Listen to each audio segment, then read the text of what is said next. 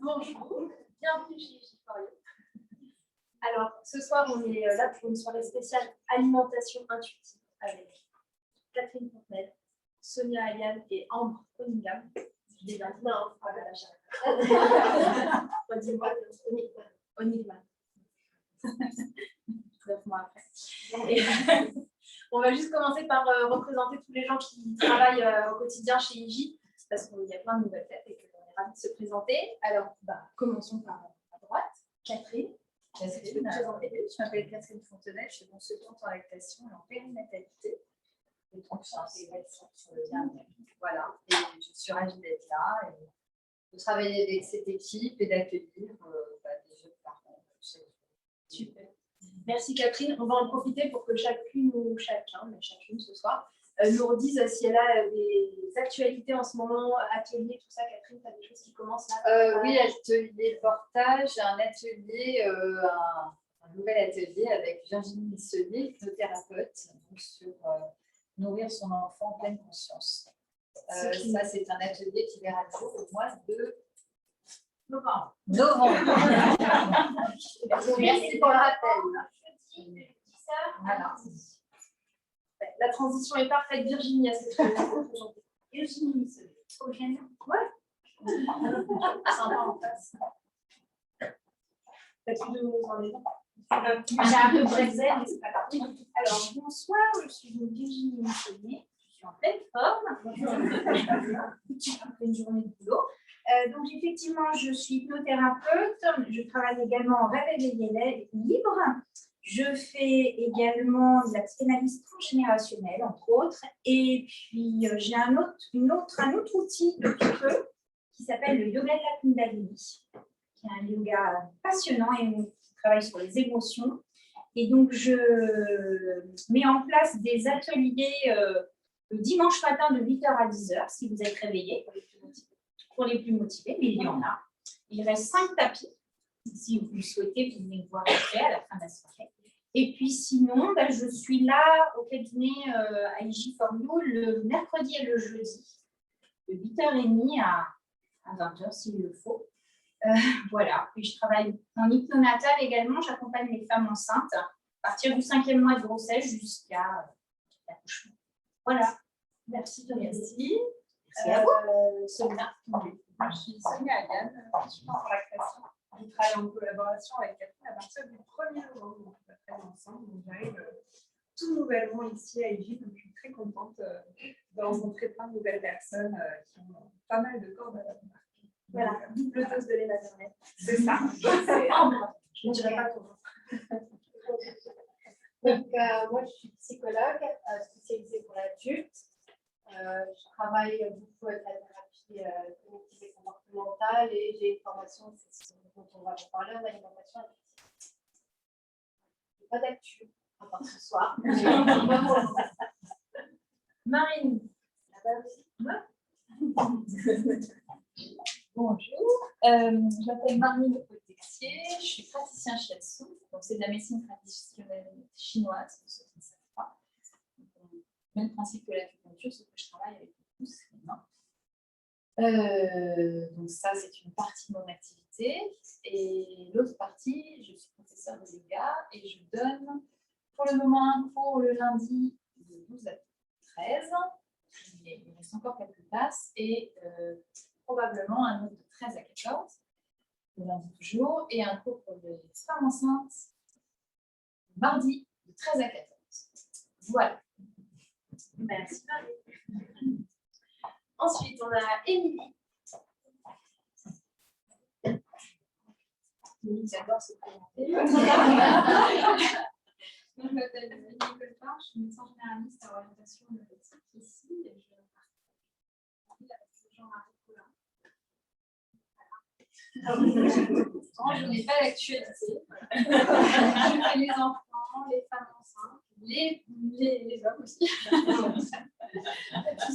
Merci.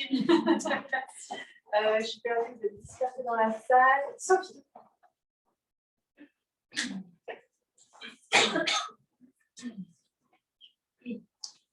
Je m'appelle Sophie Morelli, je suis coach familial.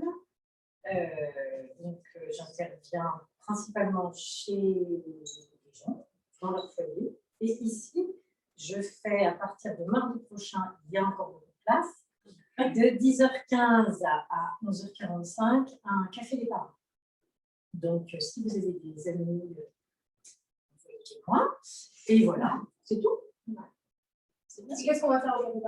Café parents, en fait, je vais essayer de parler avec les parents, les écouter sur leurs questions, leurs inquiétudes, leur je ne sais pas faire, leur ça ne marche pas, et leur apporter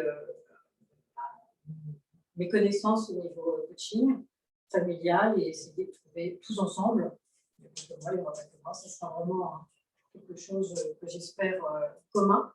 Des solutions, des idées, des petites astuces, tout ce qu'on fait tous. En général, il n'y a pas une vérité sur l'éducation. Merci. Merci Sophie. Vous prenez des flyers pour le cabinet, pour vous appliquer. On va y penser, c'est une très bonne adresse. Voilà, donc Sophie, le café parent, donc lieu d'échange, et après, en fonction des semaines et des thèmes, d'autres thérapeutes pourront intervenir. Chacun leur tour. Frédéric, qui est notre petite nouvelle. Super.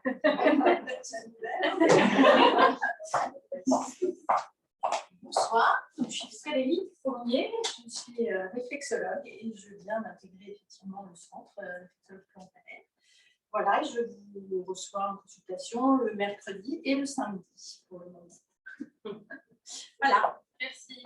Caroline, qui est notre naturopathe, qui nous permet de rester en bonne santé, d'être sain et équilibré à ceux qui le veulent. Bonjour.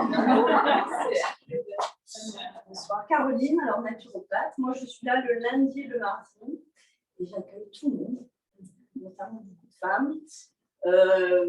Donc pourquoi vous venez me voir? Vous venez me voir pour des pathologies inflammatoires qui sont les cheveux, pour l'endométriose, pour les problèmes de peau, pour les problèmes digestifs, pour les grossesses, pour préparer la ménopause, pour le poids, plein de choses sympas. Et voilà, je vous appelle. Et la fertilité, bien sûr. Donc, on parlera à la prochaine réunion. Actuellement, je parlerai de la fertilité. La prochaine réunion professionnelle. Delphine, je la vois plus. Ok, c'est pas grave, je la voyais, je la vois plus. Oui, elle était là, elle est dans le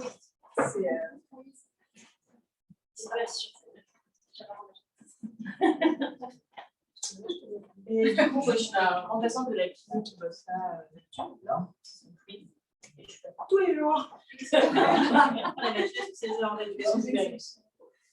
Voilà. Prépartum, postpartum, toutes les pathologies, partenaires, c'est la biologie liée au Je réduis votre intimité. Oui, j'espère. J'espère. Merci. Ok, Catherine Ribus, est-ce que tu peux te présenter? Tout le monde ne me connaît pas, peut-être pas. Catherine Ribus, ostéopathe, spécialisée en gynécologie, en problématiques de femmes. Donc moi, je ne reçois pas d'hommes. Ce sont des questions, je ne reçois plus d'hommes.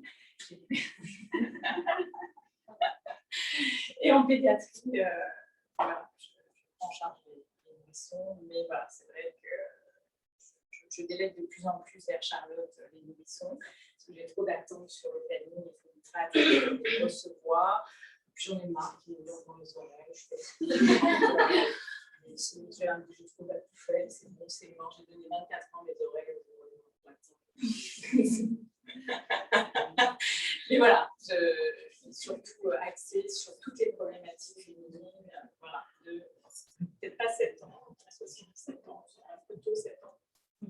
Mais très tôt l'adolescence, parce que quand il s'agit de douleurs de règles, on voit apparaître de plus en plus dans les chez les jeunes filles. Et voilà, le suivi de la femme enceinte qui a mal, de la femme qui a accouché qui a mal encore, des préparations à l'accouchement, des problématiques de ménopause, voilà. Tout ce qui tourne autour de cette sphère-là, chez nous les femmes, j'ai une solution. Ça, c'est conséquent que les formations. C'est le signe de ralliement.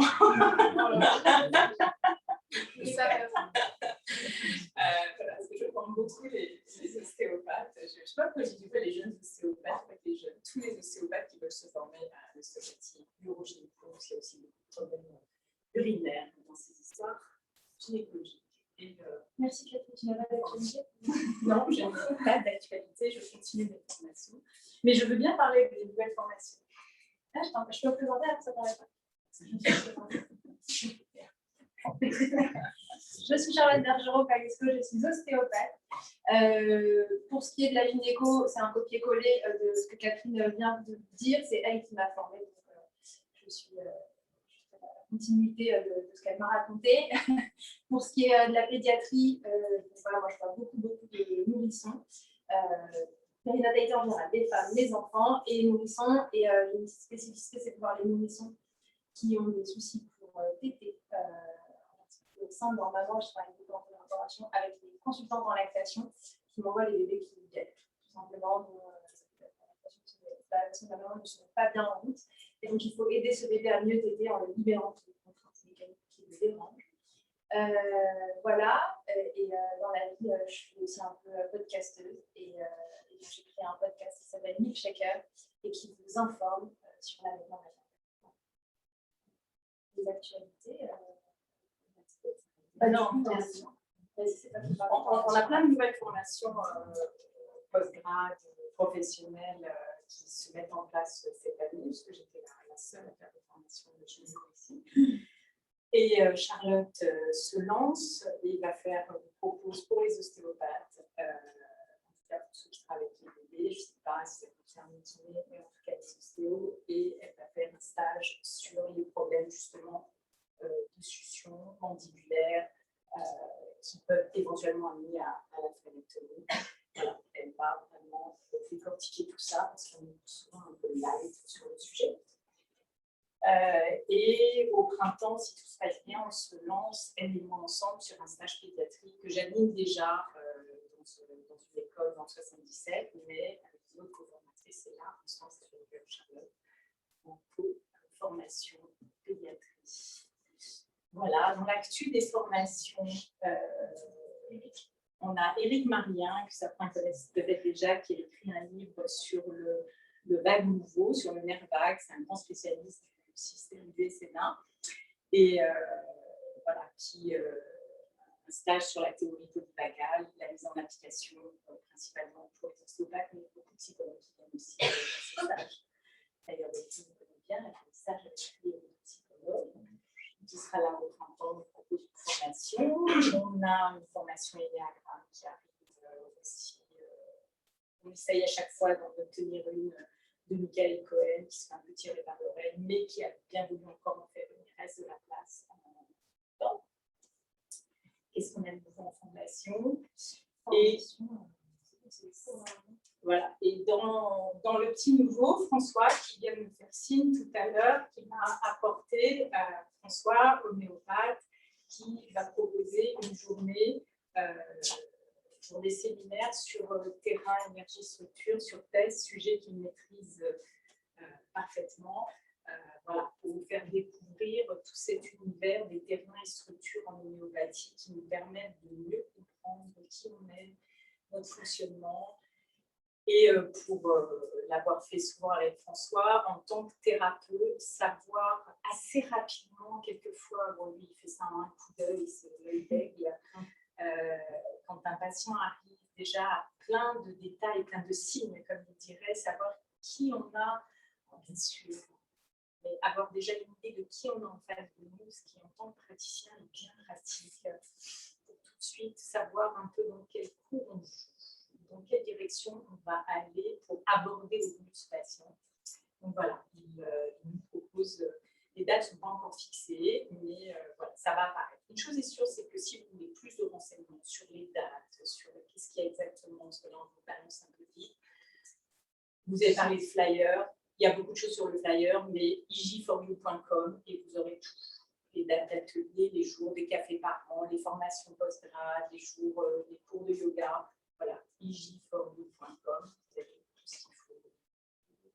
Ouais, on a deux nouveaux ateliers pour, on a la chance d'avoir la voix officielle de Petit Bambou qui nous rejoint pour faire des cours, des ateliers de méditation. Elle va être là le mardi midi et elle va faire des ateliers de façon plus ponctuelle, si j'ai bien compris. Oui, le vendredi soir ou le week-end. Voilà. Des ateliers de 2 heures sur la méditation et pleine conscience. Et on a Linda qui fait des profs de yoga aussi et qui elle va aussi permettre d'avoir de nouveaux cours de yoga qui sont dans la semaine. Et qui sont le soir. Pour ceux qui ne peuvent pas en pleine journée. Le Petit Bambou, c'est pour les enfants, c'est pour les parents? Non, pour les adultes, elle n'a pas parlé. Ça n'a pas parlé. Et voilà. Ensuite, le pro-planning de la fin de l'année, c'est que jusqu'à la fin de l'année, on a en gros une réunion qui fait 3 semaines, un mois, je ne sais pas comment ça s'organise, mais en tout cas, il y en a eu le 21 octobre, comme ce soir, il y en aura eu le 14 novembre. 21 novembre, 21 octobre, 14 novembre, dans la mémoire, et il me semble que enfin, ce sera aussi indiqué sur le site ig4u.com. Ah, on a fait enfin un onglet pour nos praticiens, il faut vraiment un onglet, les rencontres avec les dates. Et donc le prochain sera sur l'infertilité avec Caroline qui va nous parler de la prise en charge naturelle, de ces petits gynécos. Ensuite, on aura la pédiatrie.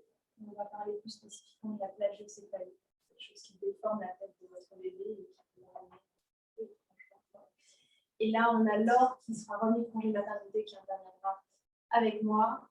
Et est-ce qu'on a qui est kinésithérapeute et qui est en charge sur la plage? Je crois que ce sera réindiqué dans les Ça y est, on a assez parlé, on a saoulé, donc maintenant, place à la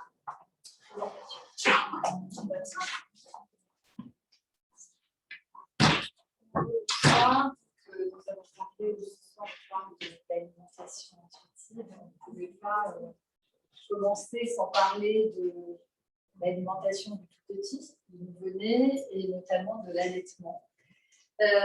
Voilà, donc je vous présente Sonia, elle s'est présentée tout à l'heure, elle va me remplacer 2 jours par semaine ici au centre du voilà, et puis on a travaillé ensemble un petit peu sur le sujet. Elle parlera de la diversification alimentaire. Moi, je vais parler un petit peu de ce qui se passe au démarrage de l'allaitement. Et on a, en introduction, trouvé une petite vidéo qui résume pas mal de choses par rapport aux compétences du bébé et à ce qui se passe évidemment à la naissance, même si pour la plupart d'entre vous, vous êtes déjà informés, vous savez. C'est parti. Plus vite après la naissance, en fonction de votre habitat et de celui de votre bébé, le pot à pot sera établi. Ce contact sera favorisé et préservé jusqu'à ce que la première tétée ait lieu. Tous les soins d'hygiène, comme peser, mesurer ou donner le premier bain, seront faits plus tard, sauf si votre enfant nécessite des soins particuliers. Cela afin de respecter au maximum ces premiers instants si précieux au bon démarrage de l'allaitement. Ce contact peau à peau favorise le réflexe de fouissement, réflexe qui permet au bébé de repérer le sein, le mamelon, de le prendre en bouche et de le téter. Ce réflexe est fondamental pour une succion efficace. En plus de garantir un démarrage optimal de l'allaitement, ce contact contribue aux adaptations de l'enfant à sa nouvelle vie aérienne en stabilisant sa température, sa glycémie et son métabolisme en général. Rapidement, votre bébé va téter et boire du colostrum en petite quantité. Ce premier lait va faciliter la mise en route de ses fonctions digestives et par conséquent l'élimination de ses premières selles, appelées également méconium. En plus de l'apport de lait nécessaire à votre bébé, la première tétée induit dans votre corps la sécrétion d'ocytocine. Cette hormone est responsable de la contractibilité des muscles lisses et provoque ainsi des contractions de votre utérus. Elle agit également au niveau de petits muscles de la glande mammaire, participant ainsi à l'éjection du lait. Le pot à pot et la tétée précoce facilitent le démarrage de votre allaitement, garantissent sa continuité aussi longtemps que vous le souhaitez et surtout favorisent les liens entre vous et votre enfant.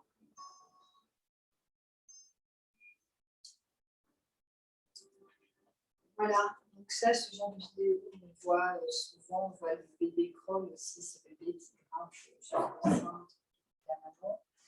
Le bébé à la naissance a plein de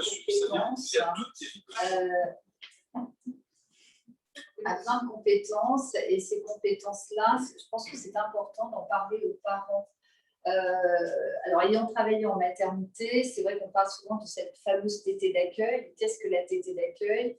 On propose à la maman, si elle a envie de mettre son bébé au sein, pour prendre un petit peu de colostrum.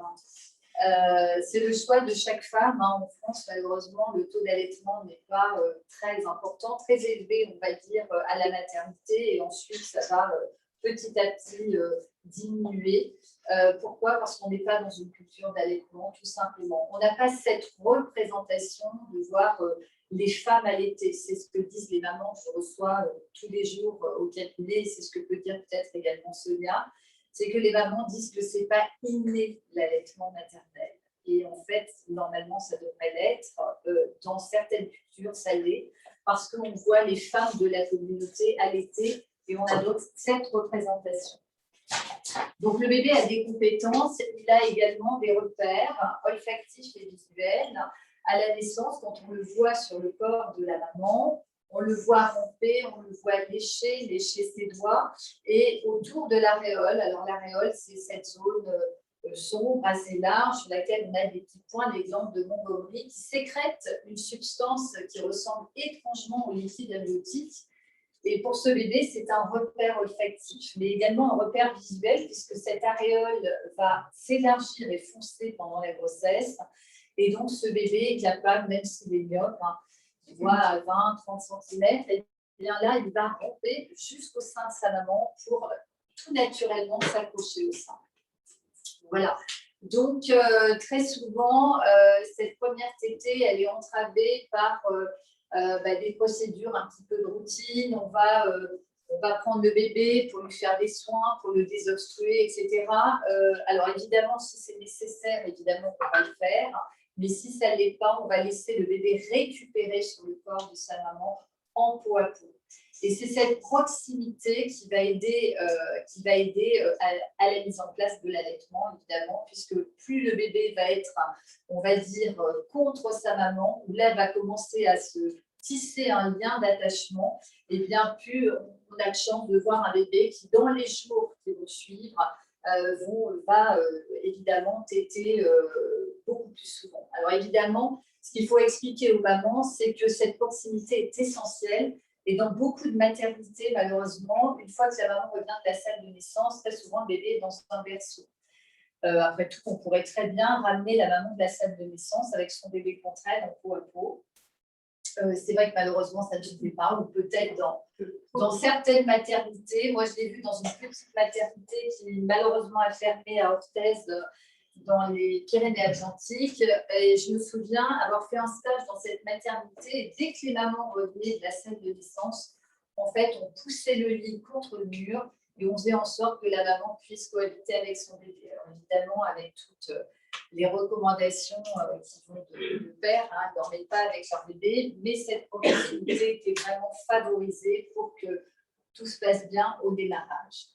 Donc, on a évidemment ce premier lait, moi j'appelle ça un élixir, c'est le colostrum, le lait maternel, moi j'ai toujours que c'est le premier vaccin, hein, c'est ce qui va apporter, renforcer l'immunité du bébé. Et ça aussi, c'est important de l'expliquer aux parents, hein, de dire que c'est quand même pas la même chose que du lait artificiel. Alors, moi, je suis consultante en lactation depuis 11 ans et je ne suis pas une ayatollah de l'allaitement, hein, je ne suis pas une intégriste. J'accueille le projet des parents. Je trouve que c'est ça qui est important, être à l'écoute, hein, savoir ce qu'ils attendent, savoir quelles informations ils ont reçues. Parce que ça, c'est pareil, quelquefois, il y a des parents qui ne savent même pas ce que c'est que du lait en poudre. Hein, ils ne savent même pas que c'est de la protéine de lait de vache. Et ce n'est pas un reproche, c'est juste qu'ils ne savent pas. Donc, on ne fait pas la différence. Et souvent, on entend oh, mais vous savez, nous, on a bien grandi avec du lait artificiel, donc ça ne va pas. Voilà, il n'y a pas de raison que notre bébé aille mal si demain, j'arrête de l'allaiter. Hein. Donc, notre rôle, nous, en tant que professionnels, hein, c'est vraiment faire de la prévention, c'est-à-dire informer, dire que le lait maternel, eh bien, ça contient des tas de choses. Il y a plus de 200 composants dans le lait maternel. Il y a des prébiotiques, des anti-infectieux, des anti-inflammatoires, hein, et des anticorps. Il n'y a rien de plus riche, en fait, et de plus intéressant pour la santé de ce bébé. Hein, moi, je dis toujours aux parents, c'est le capital santé de votre enfant. Si la maman peut allaiter pendant plusieurs mois, l'OMS recommande maintenant 2 ans d'allaitement. Auparavant, c'était 6 mois. Et maintenant, on est plutôt sur 2 ans. Alors, évidemment, en France, si vous dites à la maman, les recommandations, c'est 2 ans. La maman qui reprend son travail au bout de 3 mois ou 4 mois, elle va dire, non, mais là, ça va être compliqué. Finalement, je préfère arrêter. Hein, donc, l'idée, c'est quand même de lui expliquer qu'effectivement, c'est 2 ans, mais qu'elle fera ce qu'elle pourra. Et ce sera en fonction de son organisation à elle, en reprenant le travail, puisque le congé de maternité, en fait, est quand même très court en France. Hein. Voilà. Je ne sais pas si on peut mettre le petit diaporama Pour mettre la clé en main. Ah, d'accord. Parce qu'il y avait voilà. Donc, dans les premiers jours de vie, alors je ne sais pas si vous avez entendu parler de cette fameuse position BN, le Biological Nurturing, où Suzanne Colson, qui est chercheuse, explique les compétences du bébé sur le corps de sa maman. Alors, je ne sais pas si on a un peu. Je ne l'ai pas ramené. Alors, cette position BN, on va s'appuyer en fait sur les comportements innés de la maman et les réflexes intellectuels du bébé que le bébé va utiliser pour s'accrocher au sein. Et donc, merci.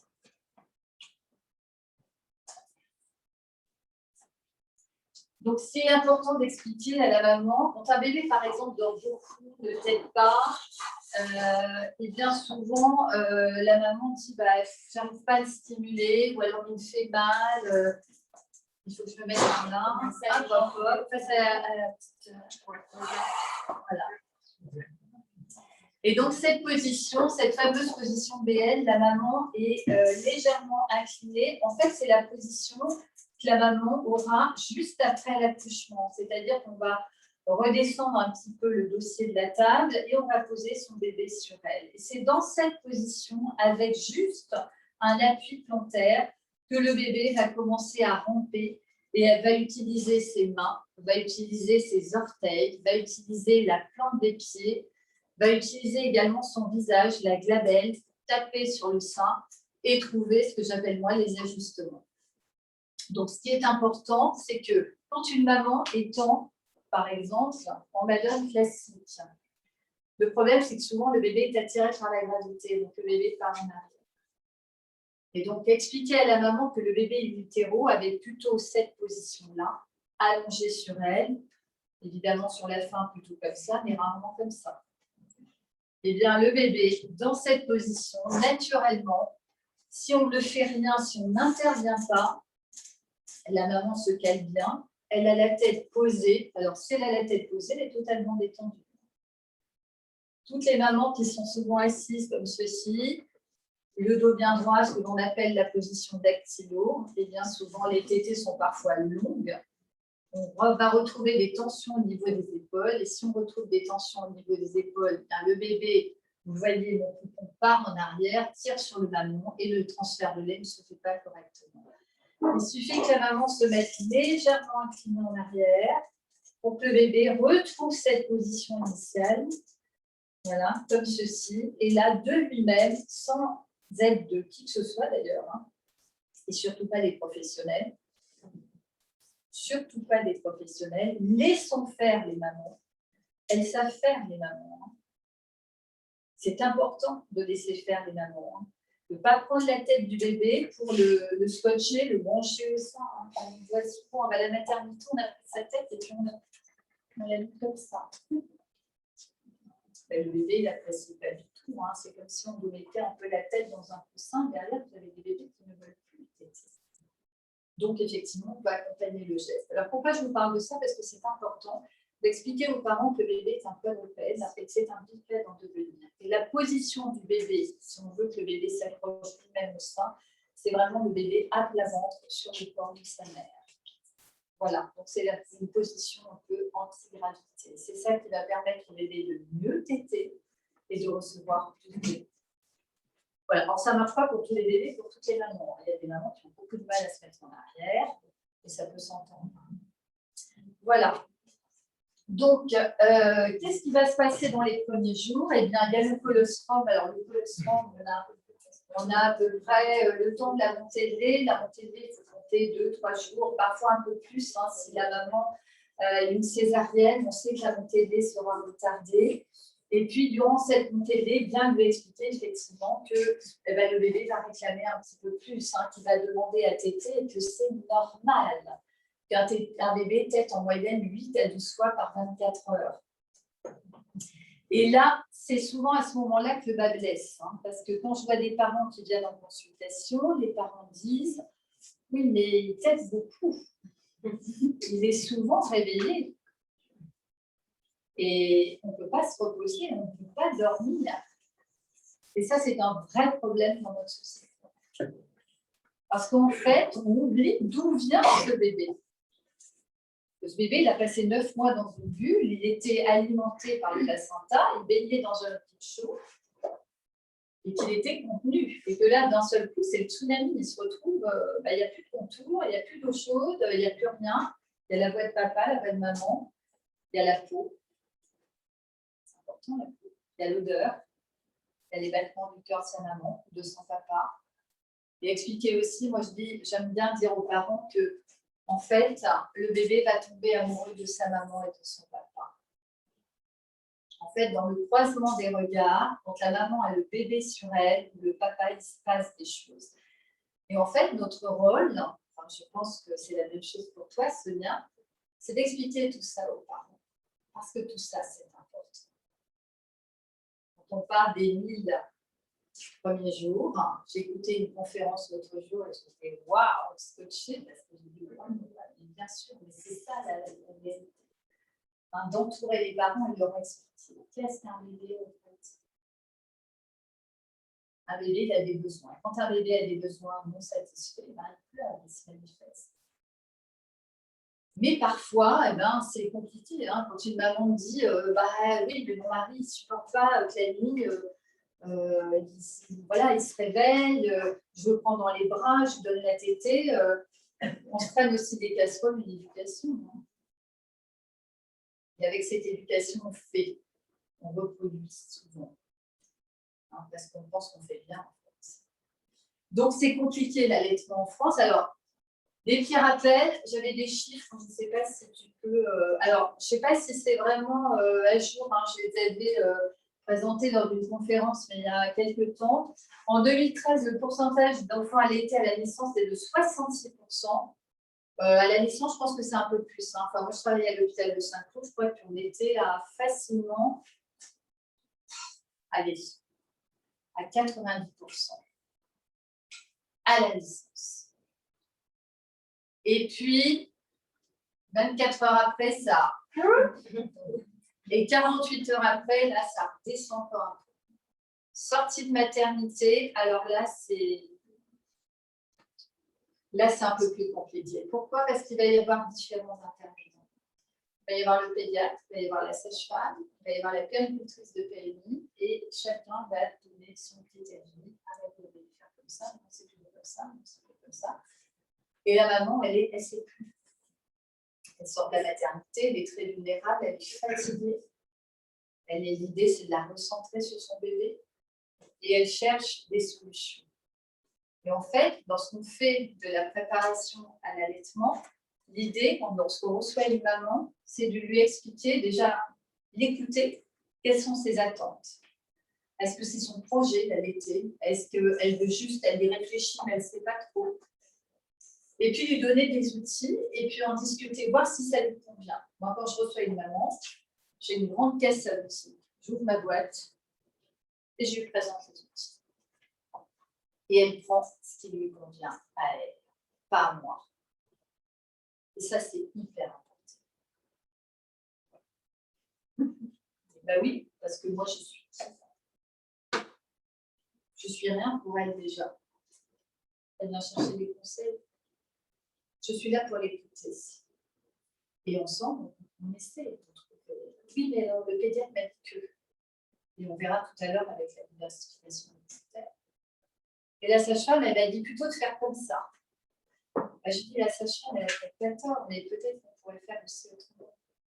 Donc l'idée, quand une maman vient en prénatal, c'est qu'elle puisse partir avec des outils, et c'est surtout qu'elle puisse prendre confiance en elle. Parce que si elle a confiance, eh ben, elle va devenir autonome. Et notre rôle en tant que professionnel, c'est d'accompagner les femmes vers l'autonomie. Vraiment. Je pense. Voilà. Donc, l'allaitement, ça vous le savez, a un effet protecteur vis-à-vis des infections gastro-intestinales et dans une moindre mesure vis-à-vis des infections ORL et respiratoires. C'est pareil, une maman, par exemple, qui reprend le travail et qui me dit, écoutez, je pense que là, maintenant, je vais passer au mixte, parce que son bébé, on va dire, à 3 mois, parce que ça va être compliqué de tirer mon lait, etc. Qu'est-ce que le rôle de la consultante, c'est quoi? Le rôle de la consultante, c'est de lui dire, peut-être que là, on arrive en période hivernale, que votre bébé va être exposé à des germes et que la crèche est un bouillon de culture. Donc, l'idée, c'est quoi? C'est de faire de la prévention, de lui dire, est-ce qu'éventuellement, vous pourriez peut-être tirer votre bébé, l'informer qu'attention, le bébé va être exposé. Et que si elle a la possibilité de tirer son lait, si elle peut le faire, évidemment, eh bien, c'est qu'elle peut. Et souvent, les mamans, elles repartent et elles disent, ah ben oui, mais j'en ai pas pensé, mais finalement, alors qu'est-ce que je peux acheter comme tire-lait? Puis alors maintenant, il y a des trucs ultra performants, le LV Pump, on glisse dans le soutien-gorge, on programme sur le smartphone et ça marche tout seul. On peut être en réunion, faire ses courses au supermarché, tout va bien. Ça a un coût, mais moi, je leur dis 10 fois sans frais, c'est possible. Après tout, on achète plein de conneries. Et finalement, ils me disent, vous avez raison. Alors, elles regardent et tout. J'ai créé un groupe WhatsApp et donc elles peuvent échanger sur le groupe WhatsApp. Et je dis, il y a peut-être une copine de lait qui va vendre son LV Pump et voilà. Et là, ça ne pose plus de problème. Et c'est bien. Et tant mieux, parce que cette maman va donner son lait. Elle ne va pas donner du lait boîte. Voilà. Mais bon, chacun fait comme il veut. Je suis consultante en lactation, je n'ai pas été fille. Mais à l'époque, je n'étais pas consultante en lactation. Donc, il a été également montré que l'effet protecteur de l'allaitement maternel est dépendant de sa durée et de son exclusivité. Voilà. Les bénéfices pour la mère ont inclus une protection vers le cancer du sang en veille de femme ménopausique, le cancer de l'ovaire et l'ostéoporose. C'est ça que je vous ai. C'est vert. Alors, quels sont les risques du non-allaitement? Eh bien, voilà, les risques, c'est plus d'allergie, plus de gastro, plus, on l'a dit tout à l'heure, d'otite, plus, et surtout, on pense aux allergies. Évidemment, si un des deux parents est allergique, il y a une prédisposition. Donc là, encore une fois, notre rôle, c'est d'expliquer qu'il y a un terrain. Et moi, je ne suis pas médecin. Donc, voilà, mais j'informe. Donc ça, on l'a vu. Hein. À l'abord suivi d'une nourrisson. Alors ça, c'est pareil. Hein. Souvent, on pose la question, quand je fais de la formation dans les écoles d'appel, on me dit, ah bon, l'abord suivi d'une nourrisson? Bah oui, on sait. Une maman allaitante, il y a beaucoup moins de risques chez une maman qui allait que chez une maman qui n'allait pas. Pourquoi? Parce que déjà, le bébé est souvent collé contre le corps de sa maman. Le bébé dort dans la chambre en cododo, mais dans son espace à côté de la maman. Et donc, une maman qui sent que quelque chose ne va pas, même si elle est dans une phase de sommeil profond, elle va se réveiller. Et moi, je dis toujours, c'est l'instinct mammifère. La maman chat, elle protège ses chats. Et si quelque chose ne va pas, nous sommes des mammifères, comme dit le docteur Michel Audin. C'est aussi par rapport au fait de la digestion. Un lait artificiel va être digéré beaucoup plus difficilement. Le bébé va dépenser son énergie et donc aura un sommeil de plomb. Et il y a aussi plus de cas dans ce cas-là de mort sur des nourrissons qui digèrent de façon plus rapide. Voilà. Alors pour la maman, on l'a vu, hein, cancer des ovaires, cancer du sang en phase de préménopause, ostéoporose, dépression du postpartum. Très important. Ne pas isoler les mamans, on s'occupera encore moins de son bébé, des mammifères. Alors la représentation, on l'a vu tout à l'heure. Lorsque j'ai fait ma formation au Crève-Femmes en tant que consultante, j'avais choisi le thème de mon mémoire, c'était l'allaitement maternel chez les gens du voyage. Et à l'époque, je vivais en province et il y avait des communautés manouches. Donc j'y suis allée. J'ai même été invitée à manger un ragoût d'escargot et tout, c'était hyper sympa. Je n'étais pas toujours bien reçue. Je rentrais par le biais de l'association. On pensait que j'étais de la DAS. Je venais pour enlever leur petit. Alors imaginez-vous que quand j'arrivais. Et c'est vrai que j'ai eu la chance de discuter un jour avec une maman. J'ai une super vidéo, j'ai un témoignage dans une caravane où cette femme, elle m'expliquait un petit peu comment ça se passait quand elle mettait son bébé au sein et elle mimait. Il y avait des étoiles dans ses yeux. Et puis à un moment donné, son mari est arrivé, j'ai eu le tour de la caravane. Et là, je peux vous dire qu'on a commencé à blêmir toutes les deux parce que le monsieur n'était pas très content que je m'entretienne avec elle.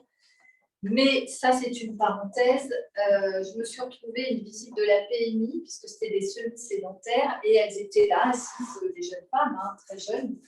Et je leur dis, mais chez vous, qui vous parle de l'allaitement? Et là, elles éclatent de rire. Je me suis dit, j'ai une connerie. Et il y en a une qui disait, elle hausse les épaules, elle me disait, nous, on a toujours vu les femmes allaiter. C'était dit, en fait. Et c'est ça la représentation, c'est que chez nous, on ne voit pas les femmes allaiter.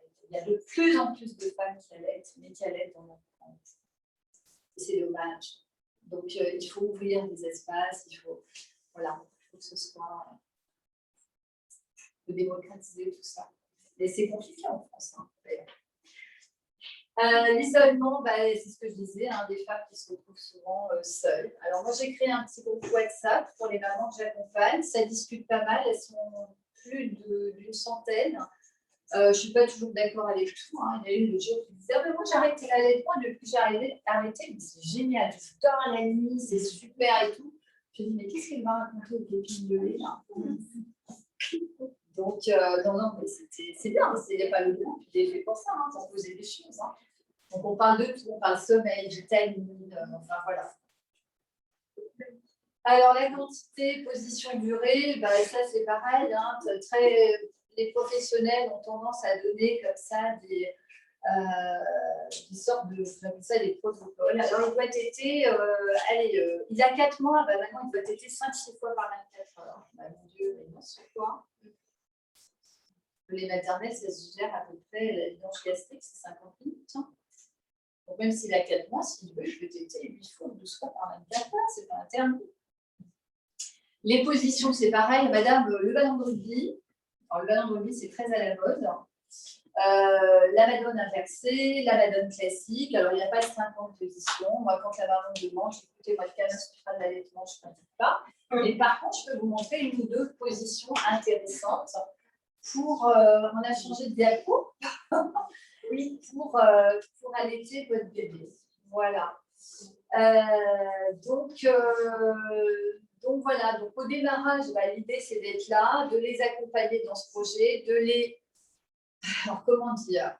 Moi je ne fais pas la promotion de l'allaitement en fait. J'informe. Je fais qu'informer, je suis convaincue. J'ai un microbiote pourri. Pourtant j'étais allaitée, mais merci Caroline, elle a rattrapé un peu les choses. Mais voilà, et tout ça, ça me parle. Moi, le tube digestif, je me dis qu'il se passe plein de choses là-dedans et de pouvoir expliquer aux parents que la nature est bien faite et que le lait est fabriqué à partir du sang de la maman, et que le bébé récupère tellement de choses importantes en début de vie et que c'est son capital santé pour la suite. C'est prouvé scientifiquement. Et bien, il n'y a pas de quoi. Et puis au fil des mois, on arrive à la diversification alimentaire. Non, mais je vais reprendre rapidement ce que tu as dit. C'est vrai qu'en fait, on retrouve les femmes qui sont confrontées entre ce qu'elles apprennent, parce qu'on a accès à plein d'informations, donc on peut avoir les bonnes informations, mais on est confronté entre ça, entre l'éducation qu'on a reçue, le modèle qu'on a eu, mais pas forcément une maman qui a été elle-même allaitée, etc. Donc c'est ça qui est très difficile pour les femmes parce qu'elles n'ont pas de repères. Alors elles prennent des décisions qui sont parfois celles d'allaiter exclusivement leur bébé, etc. Mais elles vont avoir leur pédiatre qui leur dit que c'est pas comme ça qu'il faut faire, qu'il faut qu'ils mangent toutes les 4 heures, sinon ça ne va pas aller. Et c'est ça qui est très difficile en ce moment pour les mamans qu'on rencontre, Catherine et moi, c'est d'être perdu, d'essayer de prendre les meilleures choses pour son bébé et puis finalement de pas être aidé dans ça et de ne pas être soutenu. Il y a un gros décalage entre si vous allez voir un pédiatre classique et si vous voyez une consultante en lactation, vous n'aurez certainement pas le même discours en tant que maman, donc ça c'est assez perturbant pour une toute jeune maman. Donc c'est ça qui est difficile. Donc moi je vais vous parler de la suite en fait. Là, disons qu'on a un bébé qui a été exclusivement pendant 6 mois. Il va passer maintenant la façon la plus optimale dans les recommandations qu'on aura, ce sera la diversification alimentaire menée par l'enfant. Ça, c'est quelque chose qui va être au top et dont je vais vous parler. Donc, comme je vous dis, l'allaitement maternel et la diversification, c'est un sujet sensible et qui porte beaucoup à la divergence en France. Ça, c'est sûr. Les recommandations, elles changent vraiment très souvent au fil du temps. Donc, votre maman, sûrement, ne va pas forcément s'y retrouver quand vous allez aborder la façon dont vous allez diversifier votre bébé. L'OMS, elle recommande en tout cas de diversifier l'enfant à l'âge de 6 mois. Les seules, entre guillemets, exceptions, ce sera quand il y a un terrain allergique. On a vu que c'était important d'essayer de sensibiliser un petit peu plus tôt dans ces cas-là, et sinon, le lait maternel va remplir complètement toutes ses fonctions jusqu'à l'âge de 6 mois. En sachant que la diversification, qu'elle soit classique, c'est-à-dire des purées, comme on a fait classiquement pendant très longtemps, ou une diversification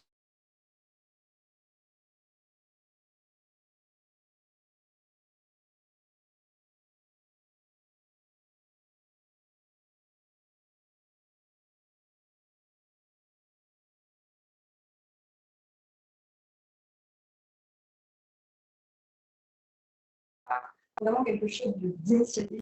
Alors, les grands principes. Moi, je parle principalement de la diversification menée par l'enfant parce que ce qui est intéressant dans cette pratique, c'est que le bébé va pouvoir gérer un peu les choses. De la même façon qu'au sein, il gérait les quantités, il gérait la quantité, le nombre de fois il avait besoin d'y revenir, etc. Là, c'est lui qui va gérer un petit peu ce qu'il va manger, c'est-à-dire qu'on va proposer dans une assiette plusieurs choses et de lui-même, il va se tourner vers ce dont il a besoin.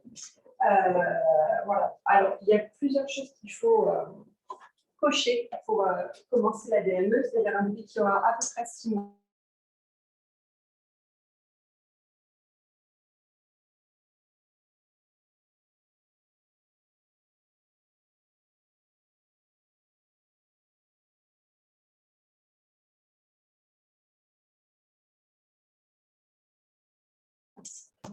Découvrir tout ça. et puis qu'il soit capable de viser pour un petit peu prendre les choses et qu'il y ait une bonne coordination de son œil, ce qu'il va voir, ce qu'il va attraper et ce qu'il va pouvoir mener à la bouche. Au départ, c'est un peu, voilà, c'est pas un peu dans tous les sens. Il faut attendre que le bébé soit un peu dans ces objectifs-là. Aussi, c'est important de pouvoir proposer au bébé, même avant la diversification alimentaire, qu'il soit là au moment des repas des parents. Ça va permettre qu'il soit curieux, qu'il ait envie de découvrir, qu'il voit les couleurs, par exemple, de ce que ses parents mangent, et que ce soit un moment convivial où on soit tous ensemble en famille. Il y a quelques petites règles de sécurité quand on entretient la DME.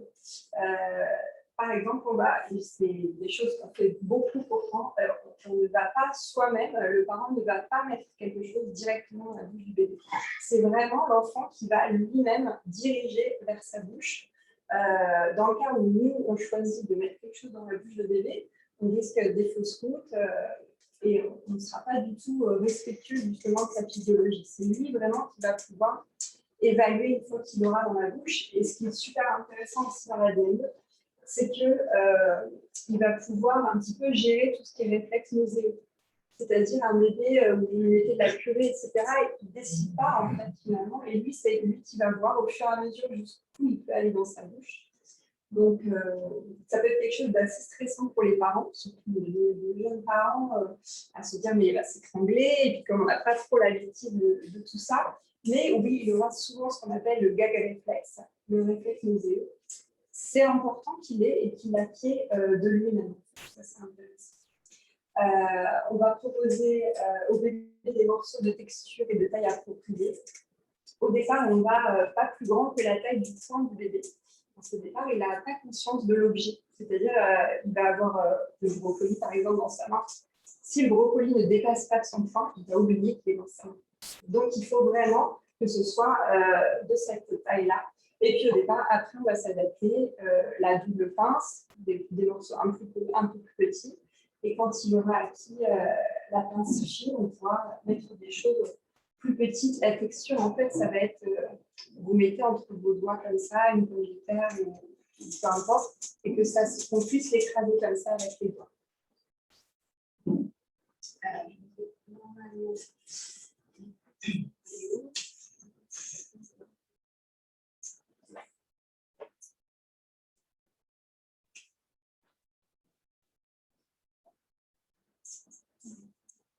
Je suis pas très bien en informatique.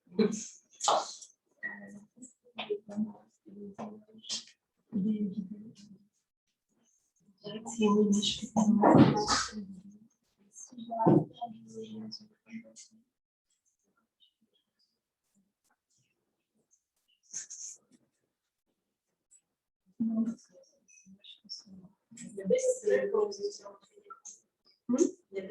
Ouais, les boutons, c'était pour avancer le diapo, c'était pas la vidéo.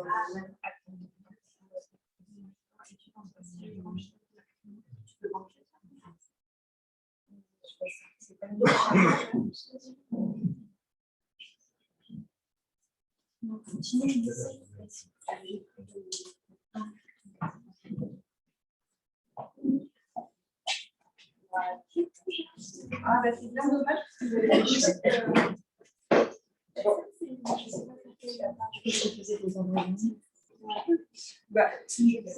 Je pourrais les envoyer en ligne pour un petit peu montrer tout ça, c'est dommage.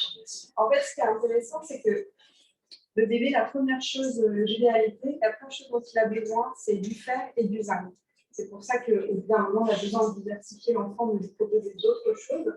Donc, vous allez mettre dans l'assiette de l'enfant plusieurs petites choses et naturellement, il va lui se diriger vers les choses riches en fer ou en zinc. Là, on est vraiment en plein dans l'intuition, dans l'alimentation intuitive. Là, c'était mon petit, c'est dommage qu'on ne voit pas. Et du coup, il se dirigeait vers les brocolis, mais c'était quelque chose de fou parce que le brocoli, c'est super riche en fer. Et du coup, c'était vraiment ce qui l'attirait. Et c'est intéressant de voir que le bébé de lui-même, même un tout petit comme ça, va savoir ce dont il a besoin. Par exemple, pareil, un rôti de bœuf, on lui coupe une tranche très fine comme ça, il va aspirer tout le sang de la viande, parce que c'est là où il y aura tout le fer nécessaire. Et et de lui-même, il va savoir ce dont il a besoin. Ça, c'est vraiment chouette et ça a permis d'avoir, au niveau de la satiété aussi, cette façon de faire, ça préserve, tout comme l'allaitement, hein, des troubles après, éventuellement plus tard, tout ce qui est obésité, troubles alimentaires qu'on peut parfois retrouver chez l'adulte. Donc, c'est vraiment un respect des besoins du bébé. Voilà. Est-ce que vous avez des questions sur la DME? Quoi, DME? Diversification menée par l'enfant. Ah, menée par l'enfant. Ouais. Et notamment, on n'a pas parlé de ça, mais c'est intéressant, on en a parlé juste avant avec Catherine. Les besoins offerts, d'autant plus que nos pratiques en maternité sont un petit peu. On n'est pas encore au point sur le plantage de cordon tardif, on en parlait tout à l'heure. Et ça, c'est bien dommage parce qu'en fait, si on retarde le plantage de cordon, on assure pour presque l'année, la première année de vie du bébé, les besoins offerts. Donc, quand on vient couper le cordon de façon précoce, comme c'est fait dans les maternités, malgré les recommandations actuelles, on vient en fait voler le sang du bébé parce que ce n'est pas le sang du cordon, ça n'existe pas le sang du cordon, c'est le sang qui appartient au bébé. Donc, ça, c'est vraiment dommageable que les pratiques ne soient pas encore en adéquation avec les recours. C'est un petit peu dommage. Mais voilà. On s'est dit oui, les choses vont évoluer. Et j'imagine les études et tout ça qui ont été faites, c'est combien de temps? Alors, les études pour remplir sur l'année, c'était 3 minutes. Après, le top du top, si on attend que le cordon batte, pulse, là, c'est encore mieux. Mais en général, les médecins ne prennent pas forcément ce temps-là. En maternité, déjà, quand on arrive à tenir 1 minute, quand c'est le souhait de la maman, c'est fou. Donc, c'est un peu dommage, mais bon, c'est déjà mieux que rien, 1 minute. Mais le couper dès que le bébé sort, en fait, c'est pas justifié. Qu'est-ce qui redoute? Pourquoi ils veulent pas? Alors, il y a eu, mais un taux très faible, en fait, de cas d'ictère majoré. Alors, la mécanisme physiopathe, il faut demander à un médecin qui sera plus calé que moi, mais c'était ça qui les embêtait. Après, sincèrement, pour l'avoir vu en maternité, c'est surtout une difficulté de changer les pratiques et on va vite, quoi. On va vite. Malheureusement, c'est la réalité sur le terrain. Oui, conserver comment? On met pas d'émulation? Conserver quoi? Non, en fait, on le laisse. Déjà, le placenta ne sort pas immédiatement après la naissance de bébé, donc on a largement le temps. On peut poser le bébé sur la maman sans souci et attendre que le cordon arrête de battre. Ce n'est pas un problème. Mais voilà, il y a des pratiques qui mettent beaucoup de temps. On espère que ça va changer, mais c'est un petit peu. Oui. Pour les bleus, on n'introduit pas du tout de purée, c'est vraiment que des aliments. Alors, moi, je suis une extrémiste de rien du tout. Il y a des mamans pour qui c'est plus raccord avec ce qu'elles ont envie de faire un peu les deux, un peu de purée, un peu de morceaux, et c'est OK, il n'y a pas de souci. Après, ça peut être une solution qui marche bien. Il faut voir aussi par rapport au mode de garde. Souvent, on a quand même des nounous ou des crèches qui ne vont pas forcément suivre. Donc, les mamans ont envie de du coup, faire les deux, faire un peu la DME parce qu'elles avaient envie, et puis continuer de faire aussi la purée pour pas que le bébé soit perdu. On peut faire les deux, bien sûr. Il n'y a pas de règle figée, en fait. On peut faire les deux, c'est bien aussi. Non, mais par exemple, au niveau de l'allaitement, parfois, on peut dire que si on passe au biberon, c'est spécial, le bébé va s'habituer et puis on passe un peu notre allaitement. Ça paraît, je ne sais pas ce que tu en penses, mais de plus en plus, en fait, dans la confusion, ce qu'on appelle la confusion synthétique, souvent, ça va être plutôt des bébés qui ont déjà de base des troubles de la succion. Et puis, c'est souvent plutôt une préférence. D'ailleurs, maintenant, les nouvelles repos aussi, c'est de donner le biberon au bébé de façon physiologique. C'est-à-dire que c'est un bébé qu'on est complètement allongé avec un biberon, ça va couler vite. Et du coup, c'est le débit qui va aimer. Et au sein, il va falloir qu'il bosse un petit peu, ça va aller moins vite, etc. Donc, il peut être frustré. Mais voilà, la confusion, c'est plus médiatisé qu'on la rencontre vraiment. Et puis après, je pense que tu disais aussi pareil, aux mamans de se faire confiance, de voir son bébé si ça fait 2-3 fois qu'elle met le biberon et que oui, en effet, c'est pas super. Bah là, ça peut peut-être valoir le coup de faire un petit point sur la succion avec une consultante ou un ostéo, et ça peut être pas mal. Et la confusion synthétique, alors ce que dit le docteur Caroline Devic, qui est spécialisée dans les freins restrictifs, elle dit que c'est une aberration de dire aux femmes que il y a un risque de confusion synthétique. C'est-à-dire qu'un bébé préférera toujours le sein de sa maman, la peau, l'odeur, la chaleur à une tétine en silicone. Elle dit, effectivement, c'est davantage un bébé qui peut présenter un trouble de la succion. Et pour lui, ça sera tellement plus facile d'obtenir un bébé sur un biberon parce que ça coule. C'est qu'il y a de nouvelles, ce ne sont pas vraiment des recommandations, mais comment donner le biberon à un bébé allaité ou à un bébé qui n'est pas allaité d'ailleurs. Les bébés qui sont sous les épaissiers, etc., quelquefois, on n'a même pas besoin. Mais ce sont les ostéopathes, c'est un ostéopathe qui s'est intéressé à ça en disant on en a marre de voir des bébés à reflux qui sont sous Inexium, une Inexium qui bousille le microbiote du bébé en début de vie. Alors, chez les bébés à reflux interne, évidemment, c'est pas mal. C'est important, mais je ne sais pas si on peut, Delphine, tu peux, Delphine, donner un petit bilan, s'il te plaît. Je fais vite, parce qu'on va te laisser, on prend du temps. Oui, alors, le bébé va s'habituer à un débit, mais c'est une question de bon sens. Si moi, par exemple, je me mets là, et c'est ce que j'explique aux parents, je me mets, merci, c'est vraiment difficile à dedans, c'est parfait. Si par exemple, moi je me mets comme ceci sur un fauteuil et je prends une bouteille d'eau, si je ne débute pas, je l'étouffe. Donc, le bébé, qu'est-ce qu'il fait? Pendant des années, on a donné le biberon comme ceci, allongé sur l'avant-bras. Et alors, si j'appuie dessus, voilà. Donc, le bébé, il fait quoi? Il fait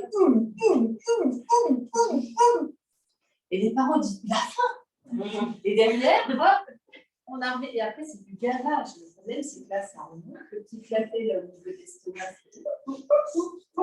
Et derrière, on se retrouve avec des bébés à reflux. Donc, on assoit le bébé. Alors, les parents disent ah, mais oui, il a raison. C'est pas que j'ai raison, c'est pas moi qui ai inventé ce truc-là. Et on va tenir le biberon comme ceci, en position horizontale.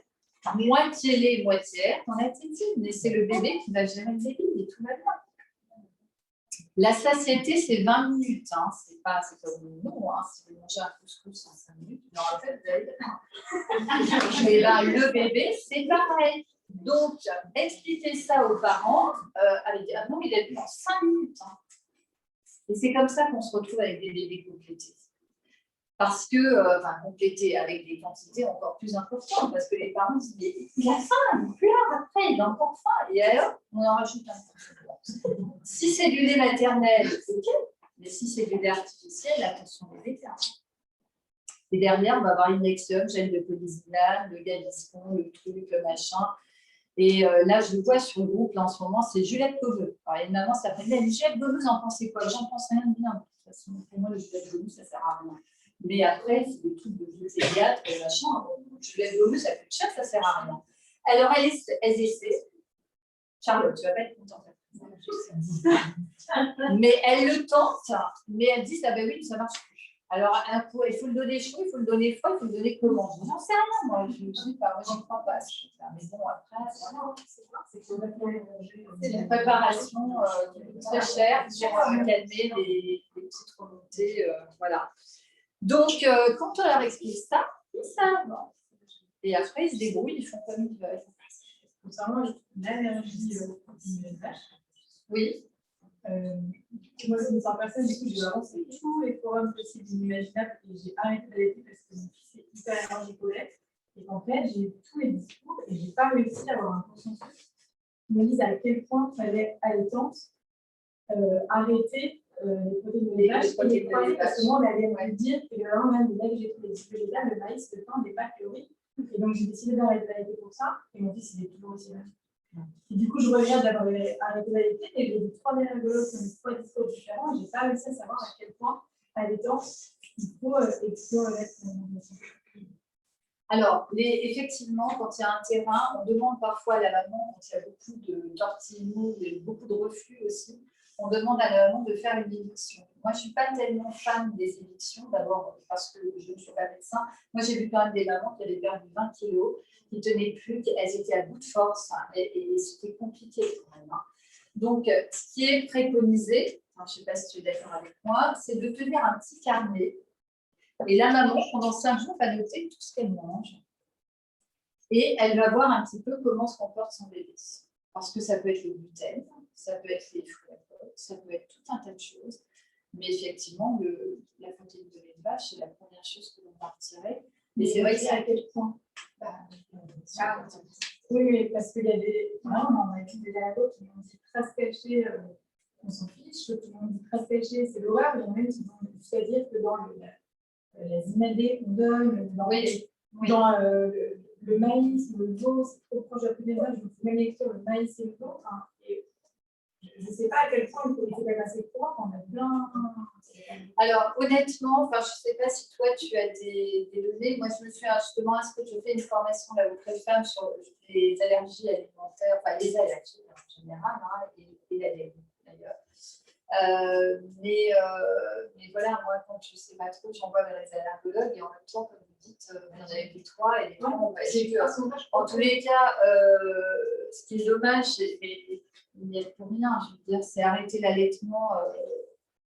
Par rapport aux allergies, c'est ce qu'on vous a conseillé de faire ou Oui, moi j'ai arrêté en sortant de l'allergie qui m'avait dit en fait, ça ne fait rien, c'était la famille, vous gagnez arrêter, chasser un lait, et derrière, je suis fait maman par les autres qui m'a dit qu'il fallait continuer, je me suis dit, il faut enlever le lait. Mais pas le veau, pas le maïs, pas le lait, pas le pain. Et je ne sais pas quoi dire maintenant, c'est plus pour un an. C'est compliqué. Franchement, c'est compliqué les allergies.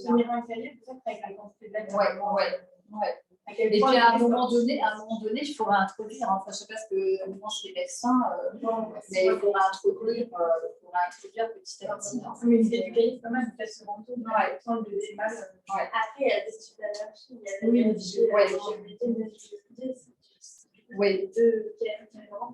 et souvent, pour les mêmes ingéniosités, on dit la dose minimale avec le CP qu'elle a. Voilà. On va devoir laisser la place en haut. Voilà. Ok. Désolée, on a Ok, je prends le relais, on change d'univers, on passe de l'enfant à l'adulte. Donc en même temps, ça suit aussi ce qu'elle dit. C'est super captivant, je pense qu'on aurait pu passer la soirée avec. En même temps, on partage ce temps pour parler un peu de soi, parce qu'on est tous des adultes, donc on peut tous se retrouver là-dedans ou pas. Mais ça peut nous parler, et ça peut parler par rapport à ce qu'on a vu, ça peut dire que ce qui s'est passé dans l'enfance peut impacter. Sur l'alimentation intuitive, il y a beaucoup de choses à dire, et donc j'ai dû faire des choix, et je ne vais pas me retenir toute la nuit. Même si je pense qu'il y a un truc qu'on retrouve toutes, je pense toutes et tous, c'est qu'on est passionné par ce qu'on fait. Donc, j'ai vu. On peut, je pense, parler des heures sur les sujets qui nous bottent, et tous les professionnels que vous voyez qui sont présentés, c'est le même cas. Et donc, moi, j'aurais tendance aussi à vouloir trop en dire, trop en faire, et je vais essayer de me retenir. Et n'hésitez pas à me dire si c'est trop. Donc, concernant l'alimentation intuitive, moi, vous avez dit, je suis psychologue, et j'ai découvert l'alimentation intuitive parce que ma relation à l'alimentation était troublée. Et ça m'a changé la vie. Et c'est aussi pour ça que j'ai voulu me former et que je le propose. Et c'est souvent ce qui se passe, c'est quand on découvre des choses qui nous marquent, qui nous plaisent, qui nous touchent, qu'on a envie de le partager. Donc, c'est pas pour rien. Rapidement, je me suis formée, c'est l'alimentation intuitive, ça a été mis au point par deux diététiciennes américaines. Donc, je me suis formée avec elles et j'ai une pratique qui est plutôt thérapie comportementale et cognitive. Pour ceux qui connaissent les troubles du comportement alimentaire, l'association du GROS, c'est le groupe de réflexion sur l'obésité et le surpoids. C'est un peu la même approche qu'on peut avoir. C'est super intéressant, il y a plein de trucs. Donc, si c'est des sujets qui vous plaisent, il y a vraiment plein de trucs à trouver là-dedans. Et pour les gens, si vous avez des patients qui souffrent, il y a aussi pas mal d'informations, de petites vidéos, de trucs explicatifs. Qu'est-ce que c'est que l'alimentation intuitive? C'est vraiment de vouloir retrouver une relation saine et apaisée avec l'alimentation et son corps. C'est pas tout manger quand on veut. C'est ça et pas ça. C'est pas parce qu'il y a pas mal d'idées de je vais me rentrer, je vais manger tout, je vais plus avoir aucune limite. Mais en fait, ça va bien au-delà de ça, l'alimentation intuitive. Donc, j'ai essayé de cibler sur quelques points Le premier, c'est que je vais vous présenter les principes de l'alimentation intuitive. Il y en a 10 pour vraiment vous montrer l'étendue, tous les points qu'on voit avec. Et après, je vais plutôt cibler sur la restriction. Je ne sais pas si vous en avez entendu parler, mais la restriction, qu'elle soit alimentaire ou cognitive, et l'effet que ça a. Donc, les principes de l'alimentation intuitive, c'est cela. Donc, je vais vous les dire et décrire rapidement. Le premier, c'est le fondement, c'est rejeter la mentalité des régimes. Alors, ça ne veut pas dire que si on fait un régime, on tombe et on lâche tout. Non, c'est un apprentissage. Là, pour moi, l'alimentation intuitive, c'est une expérience. Je ne suis pas du tout dans la caméra, mais c'est très compliqué d'être devant le truc. Okay. C'est une expérience. On expérimente les choses et c'est un point de vue. C'est de voir ce qui se passe en soi, pour soi, ce qui fonctionne. Rejeter la mentalité des régimes, pourquoi c'est important? Parce que si vous regardez les résultats, 95% des régimes échouent. Donc, en fait, si par exemple, vous avez mal au crâne, vous vous dites qu'il y a un super médicament à 80%, il échoue, est-ce que vous allez le prendre? Je ne pense pas. En tout cas, moi, je ne le ferai pas. Et pourtant, j'en ai fait des régimes parce que j'étais sûre que ça allait marcher et que c'était moi. Et moi qui manquais de volonté, moi qui manquais, je ne sais pas, de contrôle, de courage. J'ai fait sur un temps court, j'ai maigri, j'ai repris. Donc, il y a bien un truc qui clochait, mais en fait, c'est que la majorité des régimes fonctionnent comme ça et pour tout le monde. Et je vais vous dire, après, il y a une slide sur d'autres effets des régimes et ce n'en est qu'une petite partie. L'alimentation intuitive, c'est quoi d'autre? C'est honorer sa faim. Donc, c'est redécouvrir la faim, l'envie de manger et ressentir la satiété. En fait, plus on mange avec sa tête, plus on se coupe de son corps. Quand son corps, on n'a plus l'information, elle est toujours là, hein, c'est qu'on n'entend pas, puisque c'est la tête qui décide, au bout d'un moment, ça déraille. On ne voit pas la faim, on ne sait pas quand on n'a plus faim, et le rassasiement, c'est quelque chose de difficile à retrouver. Mais ça se retrouve, en fait. Faire la paix avec la nourriture, neutraliser la voix intérieure, il y a plein de choses, en fait, j'aurais envie de dire plein de choses sur tous les éléments. Neutraliser la voix intérieure, c'est le flic à l'intérieur qui dit « Ah, t'es pas bien, t'as mangé ça, t'allais pas, ou t'as trop mangé hier, tu vas faire attention aujourd'hui, t'es un peu nul quand même, hein, fallait pas faire ça. » Je ne sais pas si vous l'avez déjà eu, moi je l'ai beaucoup. Celui qui juge à peu près tout ce que vous faites et qui vous dit ce qu'il faut et ce qu'il ne faut pas. Celui-là, c'est de le voir, d'être conscient de ce qui se passe parce qu'il est là. Il est en même temps très culturel, on l'entend partout. Il ne faut pas manger, je ne sais pas, ça serait, allez, j'ai envie de chocolat, oui, mais non, ne mangez pas de chocolat, ça fait grossir. Ou alors mieux vaut du chocolat noir et pas du chocolat au lait. Oui, mais si j'ai envie de chocolat au lait, non, je prends du chocolat noir, mais je ne suis pas satisfaite. Bien. En fait, ce que je vous explique, c'est qu'il peut y avoir un conflit intérieur et ça fait ça. C'est un conflit entre les pensées, les envies, j'écoute quoi, je fais quoi, et au bout d'un moment, je parle d'alimentation troublée. Et on peut arriver sur un trouble du comportement alimentaire. Ça, c'est à un autre niveau, c'est de la boulimie, de l'anorexie, de l'hyperphagie, il y en a d'autres encore. Découvrir l'alimentation intuitive, c'est aussi connecter avec sa satisfaction, c'est kiffer, c'est retrouver le plaisir, retrouver les envies, retrouver ce qui nous anime. Et c'est pas se dire oui, bon, bah, c'est bien de manger ça pour ça, comme ça. Non, c'est comment on fonctionne, qu'est-ce qui fait que ça marche. Parce qu'en même temps, la satisfaction, c'est aussi ça qui marche et qui nous fait du bien.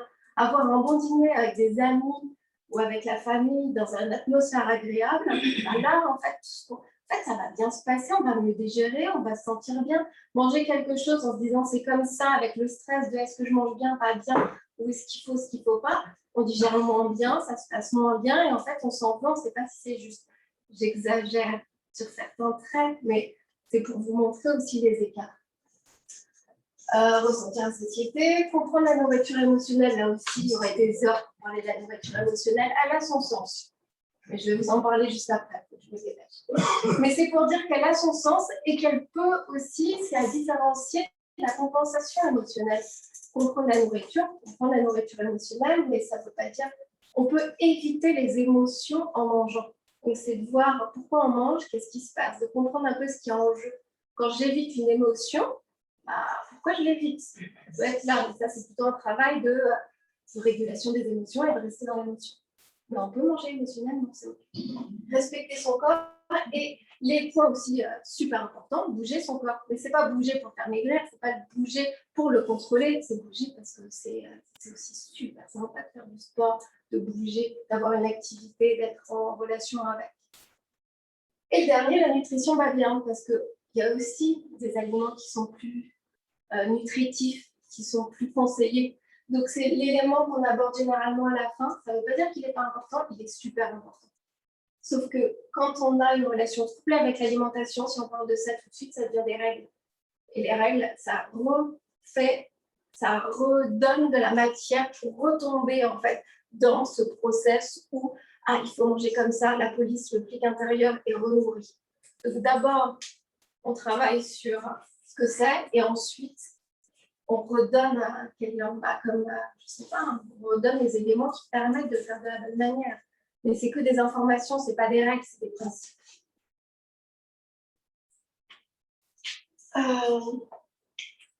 Je continue sur les régimes. C'est pas le truc le plus fun, mais c'est pour moi hyper important de le mentionner. Donc, 95% des régimes ne fonctionnent pas, mais pire en fait, ils abîment. Donc c'est ça qui est important et auprès de tout le monde, c'est quand on dit à quelqu'un maigrissez de quelques kilos, s'il s'entraîne par un régime, il y a des conséquences et c'est pas anodin. Les conséquences, une fluctuation du poids. Le yo-yo, c'est pas ça non plus, c'est pas bon. Et il peut avoir un gain de poids plus important sur le long terme, on dérègle le système. Baisse de la dépense énergétique au repos. Quand on se met en sous-nutrition, le corps aussi se ralentit. Et donc, il y a une baisse de la dépense énergétique qui fait que quand on remange, c'est aussi une des raisons qui fait qu'on reprend du poids un peu plus rapidement. Il y a un risque de développer un TCA, un trouble du comportement alimentaire.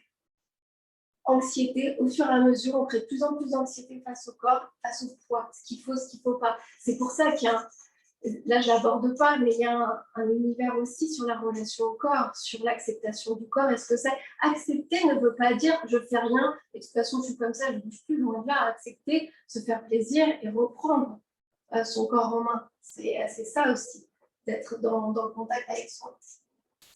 Les effets des régimes diminuent l'estime de soi, puisque ce que je vous ai dit, moi je l'ai vécu, je ne sais pas pour vous, mais à force de faire des régimes, de ne pas y arriver, au fur et à mesure, je perds de plus en plus confiance. Et je me dis que j'ai un gros problème avec ça. Et que j'y arriverai jamais. Et en plus, au fur et à mesure, j'ai pris du poids. Moi, en tout cas, j'ai vécu ça. Préoccupation pour la nourriture, c'est que ça aussi, c'est un effet. Si je vous demande à tous, là, de ne surtout pas, vraiment tous, vous m'écoutez, vous ne pensez pas à un ours blanc. Personne. Pendant 30 secondes, ne pensez pas à un ours blanc. Vous ne pensez pas à un ours blanc? Non, personne ne pense à un ours blanc. Est-ce que quelqu'un réussit à ne pas penser à un ours blanc pour de vrai? Sauf celui qui ne m'a pas écouté, qui écoutait les musique, je ne sais pas. Non, tout le monde pense à un ours blanc, on est OK? OK. Donc, quand vous dites je fais un régime, il ne faut pas que je mange ça, il ne faut pas que je mange ça, qu'est-ce que vous dites? Ça. Évite le chocolat, on entend chocolat. Et donc, préoccupation pour la nourriture, c'est normal. C'est l'effet du régime, ce n'est pas un problème qu'on a. C'est un problème, c'est parce que le régime, ça ne fonctionne pas. Obsession, mais moi, en fait, l'obsession, elle s'explique super bien. À force de dire non, pas ça, ça, comme ça, oui, au bout d'un moment, c'est complètement, ça devient obsessionnel et on ne peut pas en sortir comme ça. On peut, justement, quand on arrête de se dire il ne faut pas. C'est un des points de l'alimentation intuitive. On lâche ça, on arrête. On arrête le il ne faut pas, on arrête, c'est pas bien. Moi, quand j'ai commencé, ce que je dis, c'est que j'ai acheté de la glace au café. C'était le pire truc pour moi qu'il ne fallait pas que je mange. Parce que c'est glacé, parce que c'est du lait, parce qu'il y a du sucre. C'est la totale. J'ai commencé, j'ai repris la glace au café. Maintenant, je m'en fiche, je peux en avoir. Je m'en fiche. Je peux en manger ou pas, je peux en manger un bout et arrêter. C'est retrouver cette relation à son corps, à ses envies, qui permet d'être vachement plus serein. C'est d'un coup, on respire. Les repères, le régime, ça perd les repères. Je vous l'ai dit, quand on pense tout avec la tête, le corps, toutes les informations qu'il donne, elles sont quasiment squeezées. Et en fait, j'ai fait un camp. La satiété, c'est quand on mange, on a très vite. En quelques bouchées, on éprouve la satiété. Le rassasiement, c'est quand on n'a plus envie de manger, plus le plaisir. Mais en fait, ça se découvre. Le plaisir de manger, les saveurs, c'est un vrai processus. Et il y a plein d'autres choses. Donc, tout ça pour vous dire, je suis anti-régime, c'est vrai, mais si on en fait, c'est OK. C'est juste, quand on en fait, je suis anti, c'est pas anti-régime, ça m'a appris plein de choses sur moi, ça m'a appris aussi à voir tout ça. Donc, ça me permet d'être là aujourd'hui. C'est plutôt, j'aurais envie de dire, expérimenter ce que ça fait le régime. Et c'est pas vous qui êtes fragile, qui n'êtes pas comme il faut. C'est le régime qui a un effet négatif et difficile à gérer. Et je ne parle pas après des problèmes de santé parce qu'il y en a. Il faut que j'aille plus vite. Je voulais parler de restrictions. J'ai quelques diapos. J'essaierai d'être rapide. Restriction alimentaire, c'est limiter, contrôler, réduire une quantité, qualité d'aliments en vue de maigrir. Restriction cognitive, c'est celle qui m'intéresse vraiment. C'est un des points de l'alimentation intuitive, c'en est qu'un. Vous avez vu, il y avait 10 principes, il y a pas mal de choses. Là, c'est l'intention de contrôler mentalement ses rapports alimentaires. C'est-à-dire que même quand on ne fait pas un régime, on peut être en restriction cognitive. Même quand on n'est pas en train de contrôler, cette machine, elle peut être enrayée, peut être bien présente. Le il faut pas, je suis nulle parce que j'ai fait ça. Voilà. Tout ça, c'est là. Et c'est là que je vais vous montrer. Là, par exemple, aliments interdits, on va dire, typiquement les aliments interdits, c'est les aliments qu'on mange quand on a une faim émotionnelle. C'est les éléments gras et sucrés. On a une faim. Ouais. J'ai envie de parler directement de ce qu'il y a après, mais je vais réussir à... Si je mange un aliment interdit, on peut se dire, je vais grossir, je ne dois pas en manger. Mais si je mange, ça veut dire que je suis faible et que je manque de volonté. Ça peut paraître exagéré. Moi, je l'ai ressenti et je me suis beaucoup dit. Mais je peux manger des aliments sains si j'ai envie d'un aliment interdit. Donc, j'ai envie de quelque chose, je vais vers autre chose parce que ça, c'est... Et en fait, ça fait qu'il y a beaucoup de croyances qui disent je contrôle, je fais une restriction alimentaire et cognitive et je perds le contrôle. Et mon problème, c'est que je perds le contrôle. C'est pas normal. À un moment, j'explose un binge, donc une compulsion. C'est enfermé.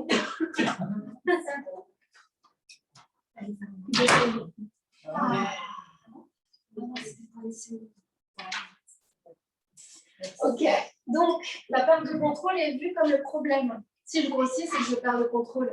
Si je grossis, de toute façon, c'est la perte de contrôle. Je suis faible, je perds le contrôle. C'est pas le contrôle qui est le problème, c'est la perte de contrôle. Et ce que j'essaie de vous dire, c'est que c'est le contrôle qui est le problème. S'il n'y a pas le contrôle, il n'y a pas la perte de contrôle. Ça veut dire que s'il y a une communication avec son corps, avec ses envies, s'il y a une vraie recherche d'équilibre, il n'y a pas ce contrôle. Et s'il n'y a pas le contrôle, il n'y a pas la restriction et il n'y a pas la perte de contrôle. Je n'ai pas besoin de m'enfiler là le pot de glace au café, mais je l'ai fait avant parce que je ne m'autorisais jamais à le faire. Et donc, quand j'ouvrais, je la vidais. Parce que j'allais pas le faire après, parce qu'il fallait faire attention, parce que c'est d'un coup. Bon, je me l'autorise, c'est ce soir, et puis c'est comme les cheat meals, c'est la même idée. Je contrôle, boum, là je lâche pas, mais non, en fait, ça peut être beaucoup plus simple la vie, et c'est vachement plus satisfaisant. Donc, là, c'est les exemples de boucles de maintien de la lutte avec la nourriture. C'est ce que je vous dis, pour moi, c'est des exemples. J'ai envie de manger un aliment, je parle du chocolat parce que c'est un aliment dont on parle souvent, mais ça pourrait être du fromage, ça pourrait être une pizza, je ne sais pas. Mais un aliment qui est connoté, ça, c'est pas bien. Voilà. Il ne faut pas manger cet aliment-là, il est diabolisé. À partir du moment où il est diabolisé, si je le mange, je me dis, je suis nulle, je n'arriverai jamais à maigrir. Donc, quand je craque, ça crée une tension. Alors qu'on peut manger un carré de chocolat, je ne sais pas si on l'avez tous fait, sentir que vous avez envie d'un carré de chocolat, le manger sans culpabilité, ça apporte le réconfort et derrière, c'est fini. Hein. Voilà. J'ai envie de manger du chocolat, je le mange, ça va, c'est fini. Là, on n'est pas du tout dans cette boucle quand l'alimentation est troublée. Je mange du chocolat, je me sens nulle. Je me dis que je n'arriverai pas à maigrir. Je me dis que cet aliment fait grossir, double peine. Je me sens coupable, je me sens insatisfaite. Et donc, il n'y a absolument pas de réconfort. Donc, ce qui était possiblement recherché au démarrage, et pas du tout. J'empire mon état, je me sens encore plus mal. Donc, ce que je fais, je continue à manger pour trouver ce réconfort. Je sais que normalement, ça fonctionne pas. Donc, et ça continue, je continue à manger. Je peux aussi continuer à manger pour plus en avoir. Hein. Comme ça, c'est fini, on n'en parle plus. Pour dire demain, de toute façon, c'est bon. Hein. Et culpabilité, plus découragement, c'est épuisant. Parce que ça ne s'arrête pas. Parce que le lendemain, je vais faire attention une semaine, mais au fur et à mesure des années, le temps de restriction est de plus en plus court. Parce que ça épuise. Une autre boucle de maintien, c'est un autre fonctionnement, c'est je veux du chocolat, mais de toute façon, je sais très bien que c'est l'objet dangereux du diable, je n'en ai pas chez moi, je ne vais pas craquer. Donc on est dans la même relation, si on n'a pas de chocolat chez soi, ça veut dire qu'on est en conflit avec, ça veut dire que c'est dangereux. Et à partir du moment où c'est dangereux, si je craque, qu'est-ce qui va se passer? Et bien pareil, je n'ai pas de chocolat chez moi, comme ça je ne vais pas craquer. Je mange ce qui est disponible parce que j'avais envie de manger, donc je vais vers autre chose. En fait, je suis frustrée parce que je n'avais pas envie de ça. Je mangeais une carotte, une pomme, c'est très bon. Il y a des moments où j'ai très envie de pomme, mais à ce moment-là, ce n'était pas ça. Pensez, je ne me suis pas fait plaisir, j'ai mangé, donc je ne me sens pas si bien que ça, parce que ce n'était pas une vraie faim. J'ai mangé, je ne l'aurais pas fait, puis je mange. Voilà, il y a une sorte d'inconfort en permanence qui crée ça. La restriction alimentaire crée beaucoup d'inconfort. La restriction cognitive crée beaucoup de souffrance. Ça ne s'arrête pas comme ça, parce qu'il y a des règles qui sont en permanence là, parce qu'il y a une relation à la nourriture qui est en permanence là. C'est pour ça que, alors c'est une façon de voir, mais c'est de travailler pour se lâcher la grappe avec la nourriture, mais ça ne se fait pas comme ça. Parce qu'au bout d'un moment, quand on s'est mis plein de garde-fous partout, c'est de se dire qu'est-ce qu'on peut lâcher, comment on le lâche et pourquoi. Et pourquoi, en fait, ça nous a mis, c'est pas je suis faible et faillible. Toi, ce système, ce qui s'est passé, nous a mis dans une relation comme ça avec la nourriture. Après, il y a plein d'autres raisons. Les problèmes, en tout cas les troubles du comportement alimentaire, on peut revenir sur plein de raisons qui sont liées à des traumas, à la relation à la nourriture, pendant l'enfance, il y a plein de choses. Mais d'une manière générale, il y a aussi beaucoup sur une société qui, en quête d'un corps qui devrait être normé, cherche à se changer. Si je vous dis qu'on choose tous une pointure à peu près similaire mais différente, on est OK, on ne s'est pas dit, il y a certaines cultures où ils essayent de réduire les pieds et les emmaillotent. On n'est pas là. On ne va pas se dire, bon, j'ai le pied trop grand, il faut que je fasse quelque chose. On se le dit pour le poids. On se le dit à un jeune âge qui fait que normalement, ou à un âge où on est à notre poids de forme. Et on perd notre poids de forme parce qu'à force de vouloir le contraindre à être autre chose, on lâche, ça lâche. En fait, on n'est plus du tout dans une relation harmonieuse avec soi. Et il y a aussi un truc, c'est on est en guerre contre soi. Au lieu d'être juste en relation, se comprendre et communiquer, et voilà, avec soi. Je peux parler assez vite, mais est-ce que c'est assez clair? Ok, cool. Je l'ai dit, mais d'une manière générale, je crois que je pointe beaucoup parce que c'est quelque chose qui m'importe, parce que je l'ai vécu, parce que je le vois, parce que il m'entoure au quotidien. Quand on parle avec des gens et quand on entend ces restrictions, c'est OK si les gens vivent bien, mais ça peut vite être quelque chose qui est difficile à vivre en fait, et qui prend de la place alors que ça peut ne pas en prendre, alors qu'on peut travailler pour avoir une relation beaucoup plus naturelle, intuitive. Donc, ça joue au niveau de la déconnexion des systèmes de régulation du corps, c'est ce que je vous ai dit. À force, la tête parle, elle n'écoute plus le corps. Donc, quand le corps, généralement, ce qu'on retrouve, c'est que la faim, on l'entend moins. Et la faim, en fait, elle devient de plus en plus forte. Forte, c'est parce qu'on n'a pas entendu. Et donc, quand on a faim, ça devient une grande faim. Et donc, d'un coup, il faut manger vite, manger quelque chose. C'est aussi ça. Reconnecter avec son corps, c'est voir qu'en fait, on a des petites faims. Et la faim, elle permet juste d'y répondre, ou prendre le temps de savoir ce qu'on veut. Et quand on a une grande faim, on n'arrive même plus à gérer ça, il faut vite manger. Envahissement mental, rumination, manque de flexibilité. Il y a le bien, le pas bien, ce qu'il faut, ce qu'il ne faut pas. L'heure à laquelle il faut manger, pourquoi il ne faut pas manger. Il y a des règles dans tous les sens. Niveau comportemental, Alors, il peut avoir un isolement social, tout dépend du fonctionnement, mais si j'ai des règles assez strictes sur la nourriture, je peux craindre de sortir, d'aller au restaurant ou d'aller chez des amis. Il peut avoir des binges aussi, en fonction de la restriction. Niveau émotionnel, on perd de l'estime de soi, ça développe l'anxiété et le stress, on a peur de trop manger, on a peur de ne pas assez à manger, on a peur d'avoir faim. Et comment on va gérer si on a faim et qu'on n'a pas ce qu'il faut sous la main à ce moment-là? Et un trouble du réconfort, puisque je vous l'ai dit, ça fonctionne aussi manger un carré de chocolat. Après, il y a plein de manières quand on a l'émotion de la gérer, mais ça peut marcher aussi manger un carré de chocolat, mais sauf quand on culpabilise du carré de chocolat, ça ne marche plus du tout. Et voilà, tout ça pour vous dire, je vais sortir les deux d'un coup,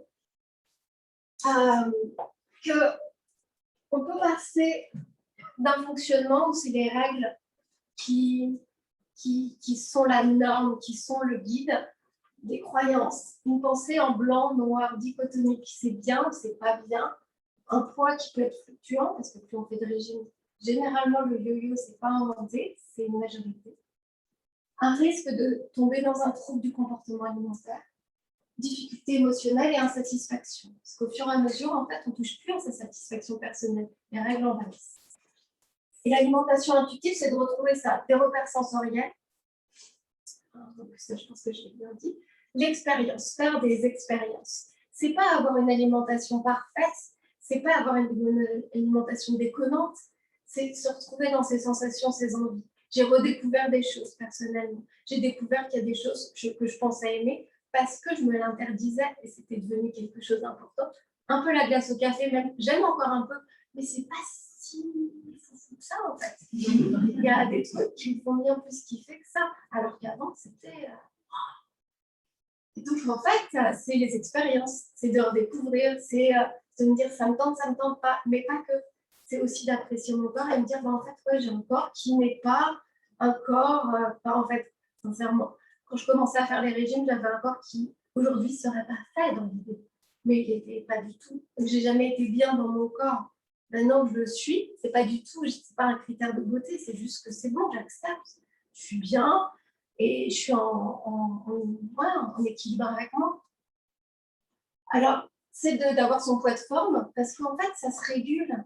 C'est pas je fais une fête et je me dis il va falloir me calmer. Non, je fais une fête et je peux bien manger le lendemain parce que j'en ai besoin, comme ne pas manger beaucoup parce que j'en ai pas envie. En fait, les choses se régulent naturellement. Et c'est hyper intéressant parce qu'en fait, on a quelque chose à l'intérieur qui nous dit ce qui nous va. C'est comme en hiver, on ne mange pas, on n'a pas les mêmes envies et pas les mêmes besoins qu'en été. Pour les femmes, quand on est menstruée, c'est pareil, on n'a pas les mêmes envies. Et bien ça aussi, ça se redispatche. On a un réconfort, un apaisement émotionnel et un apaisement durable d'une manière générale. Et j'espère qu'avec cette présentation, j'ai essayé de faire courte, j'ai pu vous donner un peu juste une introduction sur ce que c'était que l'alimentation intuitive, ce que ça pouvait ouvrir par rapport à soi, mais même pour les autres. Ça veut dire que les patients qui sont en souffrance, ce n'est pas forcément en surpoids, mais en souffrance par rapport à leur corps. Il y a un vrai travail d'acceptation, de ne pas dire que je ne fais rien, comme je vous l'ai dit, mais de reconnexion et de voir à quel point la restriction, les régimes et la recherche d'un autre fait qu'on se perd.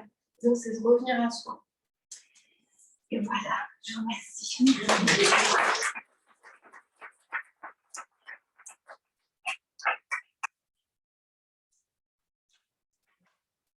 Quand tu prends en charge quelqu'un qui vient te voir pour une problématique d'obsession de la nourriture, ça peut paraître un peu délirant comme question, mais à ton avis, on doit s'attendre à quoi comme prise en charge? Est-ce que c'est comme une thérapie, on y va une fois par semaine, une fois par mois?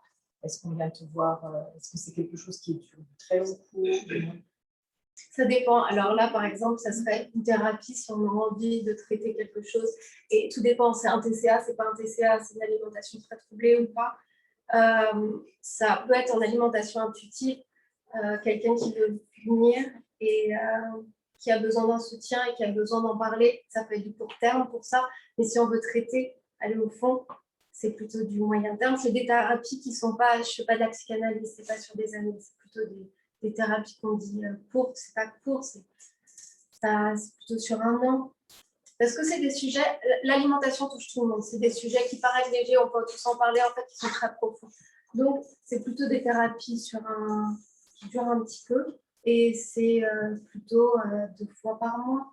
Et ça dépend, là, je parle parce que j'ai pas mal de gens qui viennent et qui sont aussi dans des boulimies ou dans l'hyperphagie. Quand on a une relation troublée à l'alimentation, mais on peut aussi venir, et ça peut être du ponctuel pour essayer d'avoir des exercices, de revenir dans 1 mois, de travailler certaines choses. C'est vraiment, en fait, comme Catherine, ce que tu disais, j'ai plein d'outils, j'ai plein de manières de faire. Il y a des fois où ça mérite le fait que ça soit suivi, tout dépend de ce qu'il y a derrière et comment ça se traduit. Mais ça peut être aussi, bon, ok, on va travailler là-dessus, puis peut-être que ça suffira, peut-être que ça sera autre chose.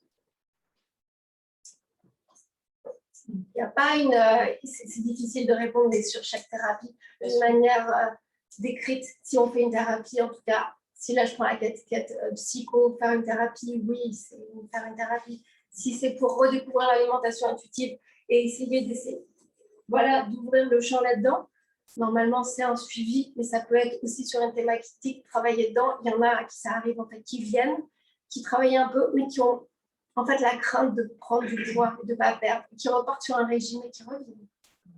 Parce qu'en fait, le régime recrée ça, et sauf que déjà ça a été transformé. Parce que là, même, je ne sais pas si ça a parlé à certains, mais si ça vous a parlé, même le fait de penser à un régime peut changer. Tout ce qu'on se dit aujourd'hui, à chaque fois qu'on parle avec quelqu'un, ça change quelque chose à l'intérieur. Et donc là, vous pouvez vous dire, ça peut changer ma vision du régime. Donc c'est pour ça que je dis, ça peut être aussi des petits moments, mais ce n'est pas qu'un petit moment on traite tout, c'est plutôt que la personne a besoin de ce moment pour se reconnecter, se reconfronter à ça en se disant, ok, ça ne marche vraiment pas. Et c'est pour ça. C'est ça que je veux dire. Ouais. Ça n'a pas mal. J'ai une question. Tu parlais de ta boîte à outils, et cette boîte à outils, c'est principalement la parole. Il y a d'autres ateliers particuliers que tu as mis en place avec la personne, dans son quotidien, ou c'est vraiment, vous essayez que les 2 personnes s'assoient et discuter. Alors, de manière générale, et même quand je travaille sur d'autres sujets, parce que je travaille sur d'autres sujets, je donne beaucoup d'exercices. C'est une thérapie qui est très collaborative, et donc en alimentation intuitive, de fait, il y a énormément de choses. Ça veut dire qu'il peut y avoir des exercices à faire, des expériences.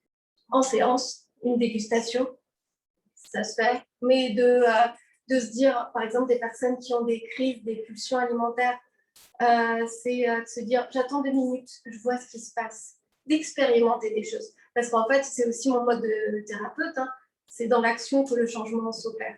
Donc, on va travailler, pas que les mots. Les mots sont importants, mais il y a vraiment d'autres choses.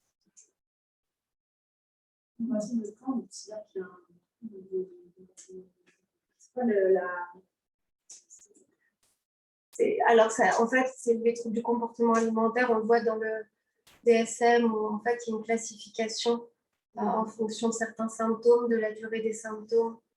Et par exemple, pour une boulimie, ça va être des crises de boulimie. Et une boulimie, ça implique un comportement compensatoire, c'est-à-dire crise où on mange beaucoup. Comportement compensatoire, ça va être du sport excessif, ça va être la prise de laxatif, ça va être les vomissements. Si par exemple, vous avez des patients anorexiques ou boulimiques, c'est important de vérifier leur potassium parce qu'il y a vraiment des pertes là-dessus. Il y a pas mal de choses. Mais c'est en fonction de... C'est vraiment classifié pour qu'on parle de ça, mais ça veut... Voilà, l'hyperphagie, c'est de manger dans grande quantité, en un court temps, et ressentir du malaise. On le retrouve sur Internet facilement, hein, toutes les choses répertoriées. Si vous voulez le savoir, vous me contactez, je vous les donne.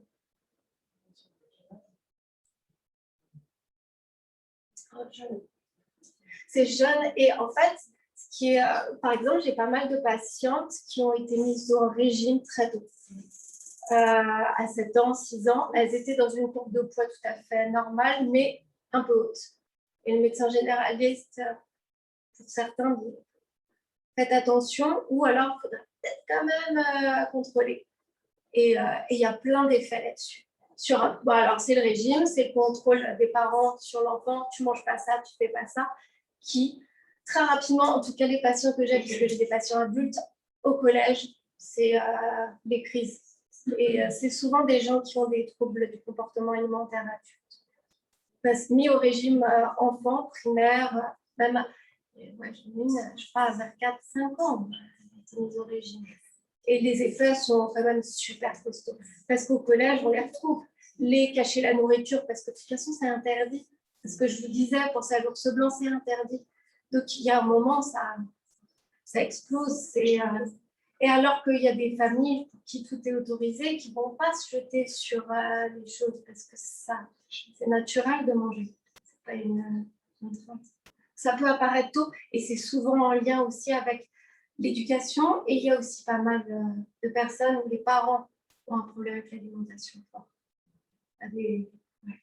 Ça se retrouve quand même beaucoup. En fait, l'alimentation, on a un rapport assez conflictuel avec. On est dans une société où on a tout facilement et ça donne un rapport, on ne sait plus.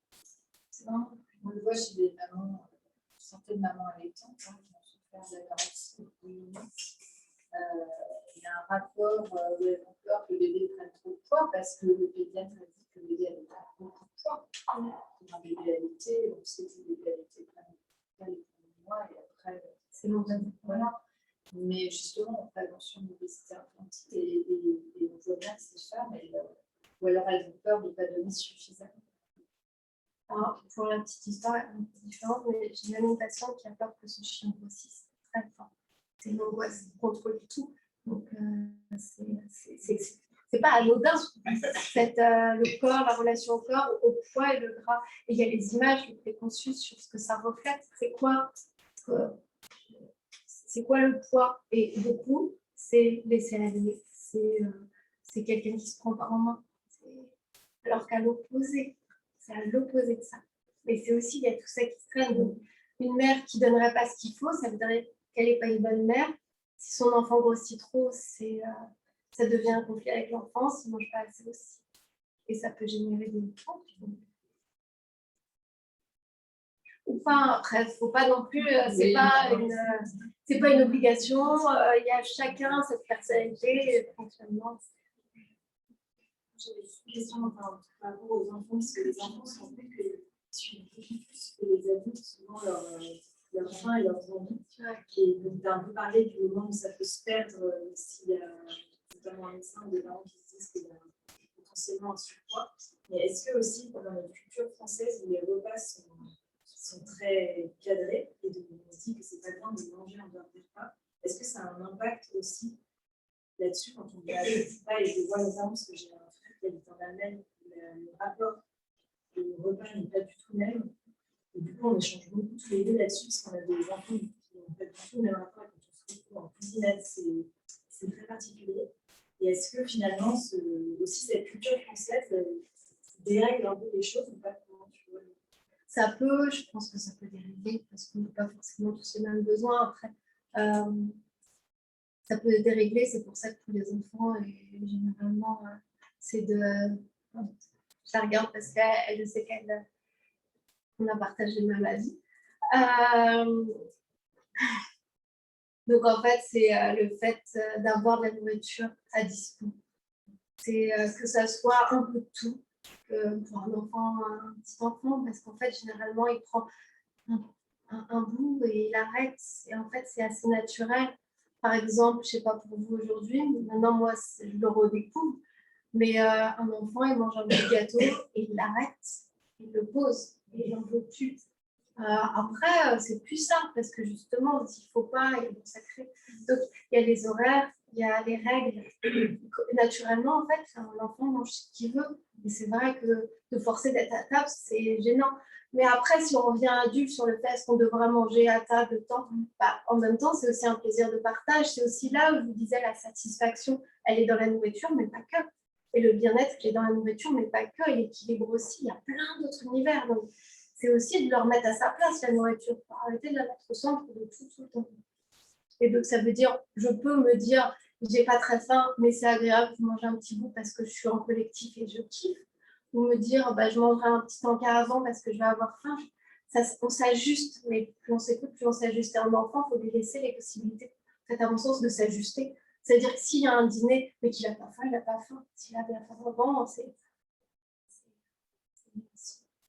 Il y a un livre très bien qui s'appelle Mon enfant ne mange pas des carottes de Montalès, et qui est un livre formidable qui permet vraiment de lâcher prise et de se rendre compte que voilà, les finis de ton assiette, finis de ton dessert, ce genre de choses, ces injonctions-là, ça permet vraiment de prendre le recul. Est-ce que par exemple, dans le contexte du confinement, il y a eu des changements parce que on s'est rendu compte que les enfants les avaient un choc un peu à partir du week-end. Ça m'interpelle, je me dis, est-ce qu'on a changé justement ce rapport-là à la culture, le fait d'être à la maison H24, alors que d'habitude, on a un rythme dans le boulot, on mange avec ses collègues, on rentre à telle heure, on s'occupe des enfants, on fait un manger, tout ça. Et dans ce contexte où on a été plus à la maison, est-ce que j'ai un d'autres habitudes, parce que moi, je vois les enfants, ils pilotent, ils font un truc. Et finalement, on était moins ferments, parce qu'on était dans l'ordi, on bossait, mais évidemment, ils étaient là autour et tout. Et on a gardé un petit peu ces habitudes-là de dire, ben, oui, finalement, il y a un truc qu'on ne pas, et c'est pas grave. Est-ce que c'est une tendance qu'il faut observer, ou est-ce qu'on a pris de nouvelles habitudes dans ce contexte-là, on poursuit maintenant pour revenir à la normale?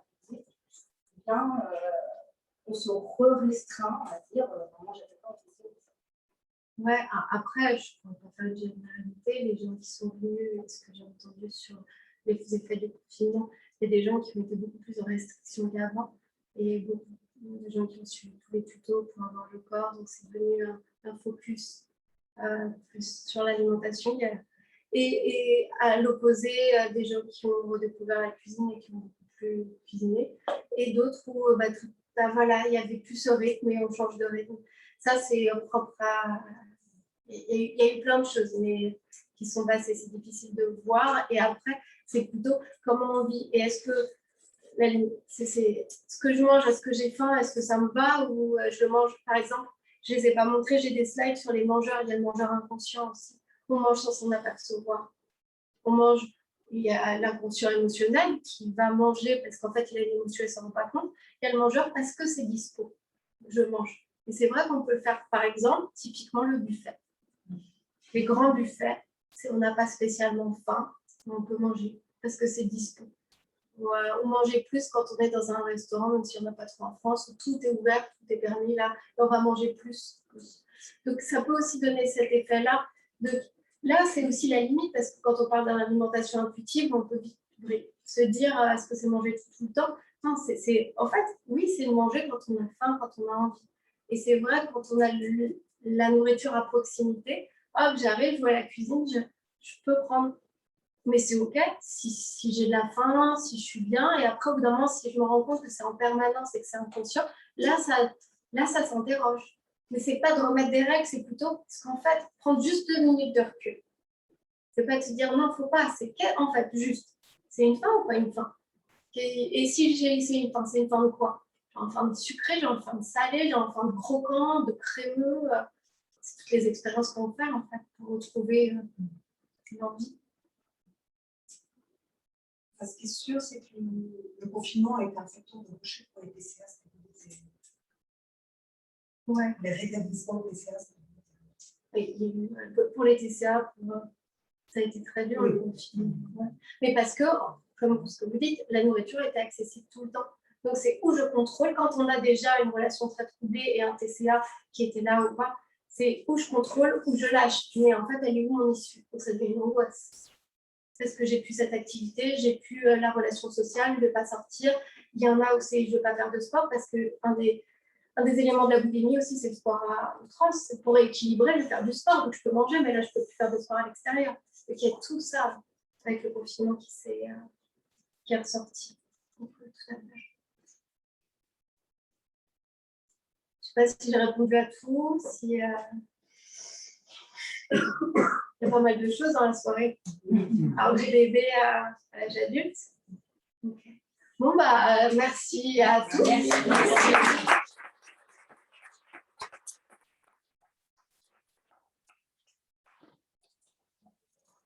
Je ne maîtrise pas ça.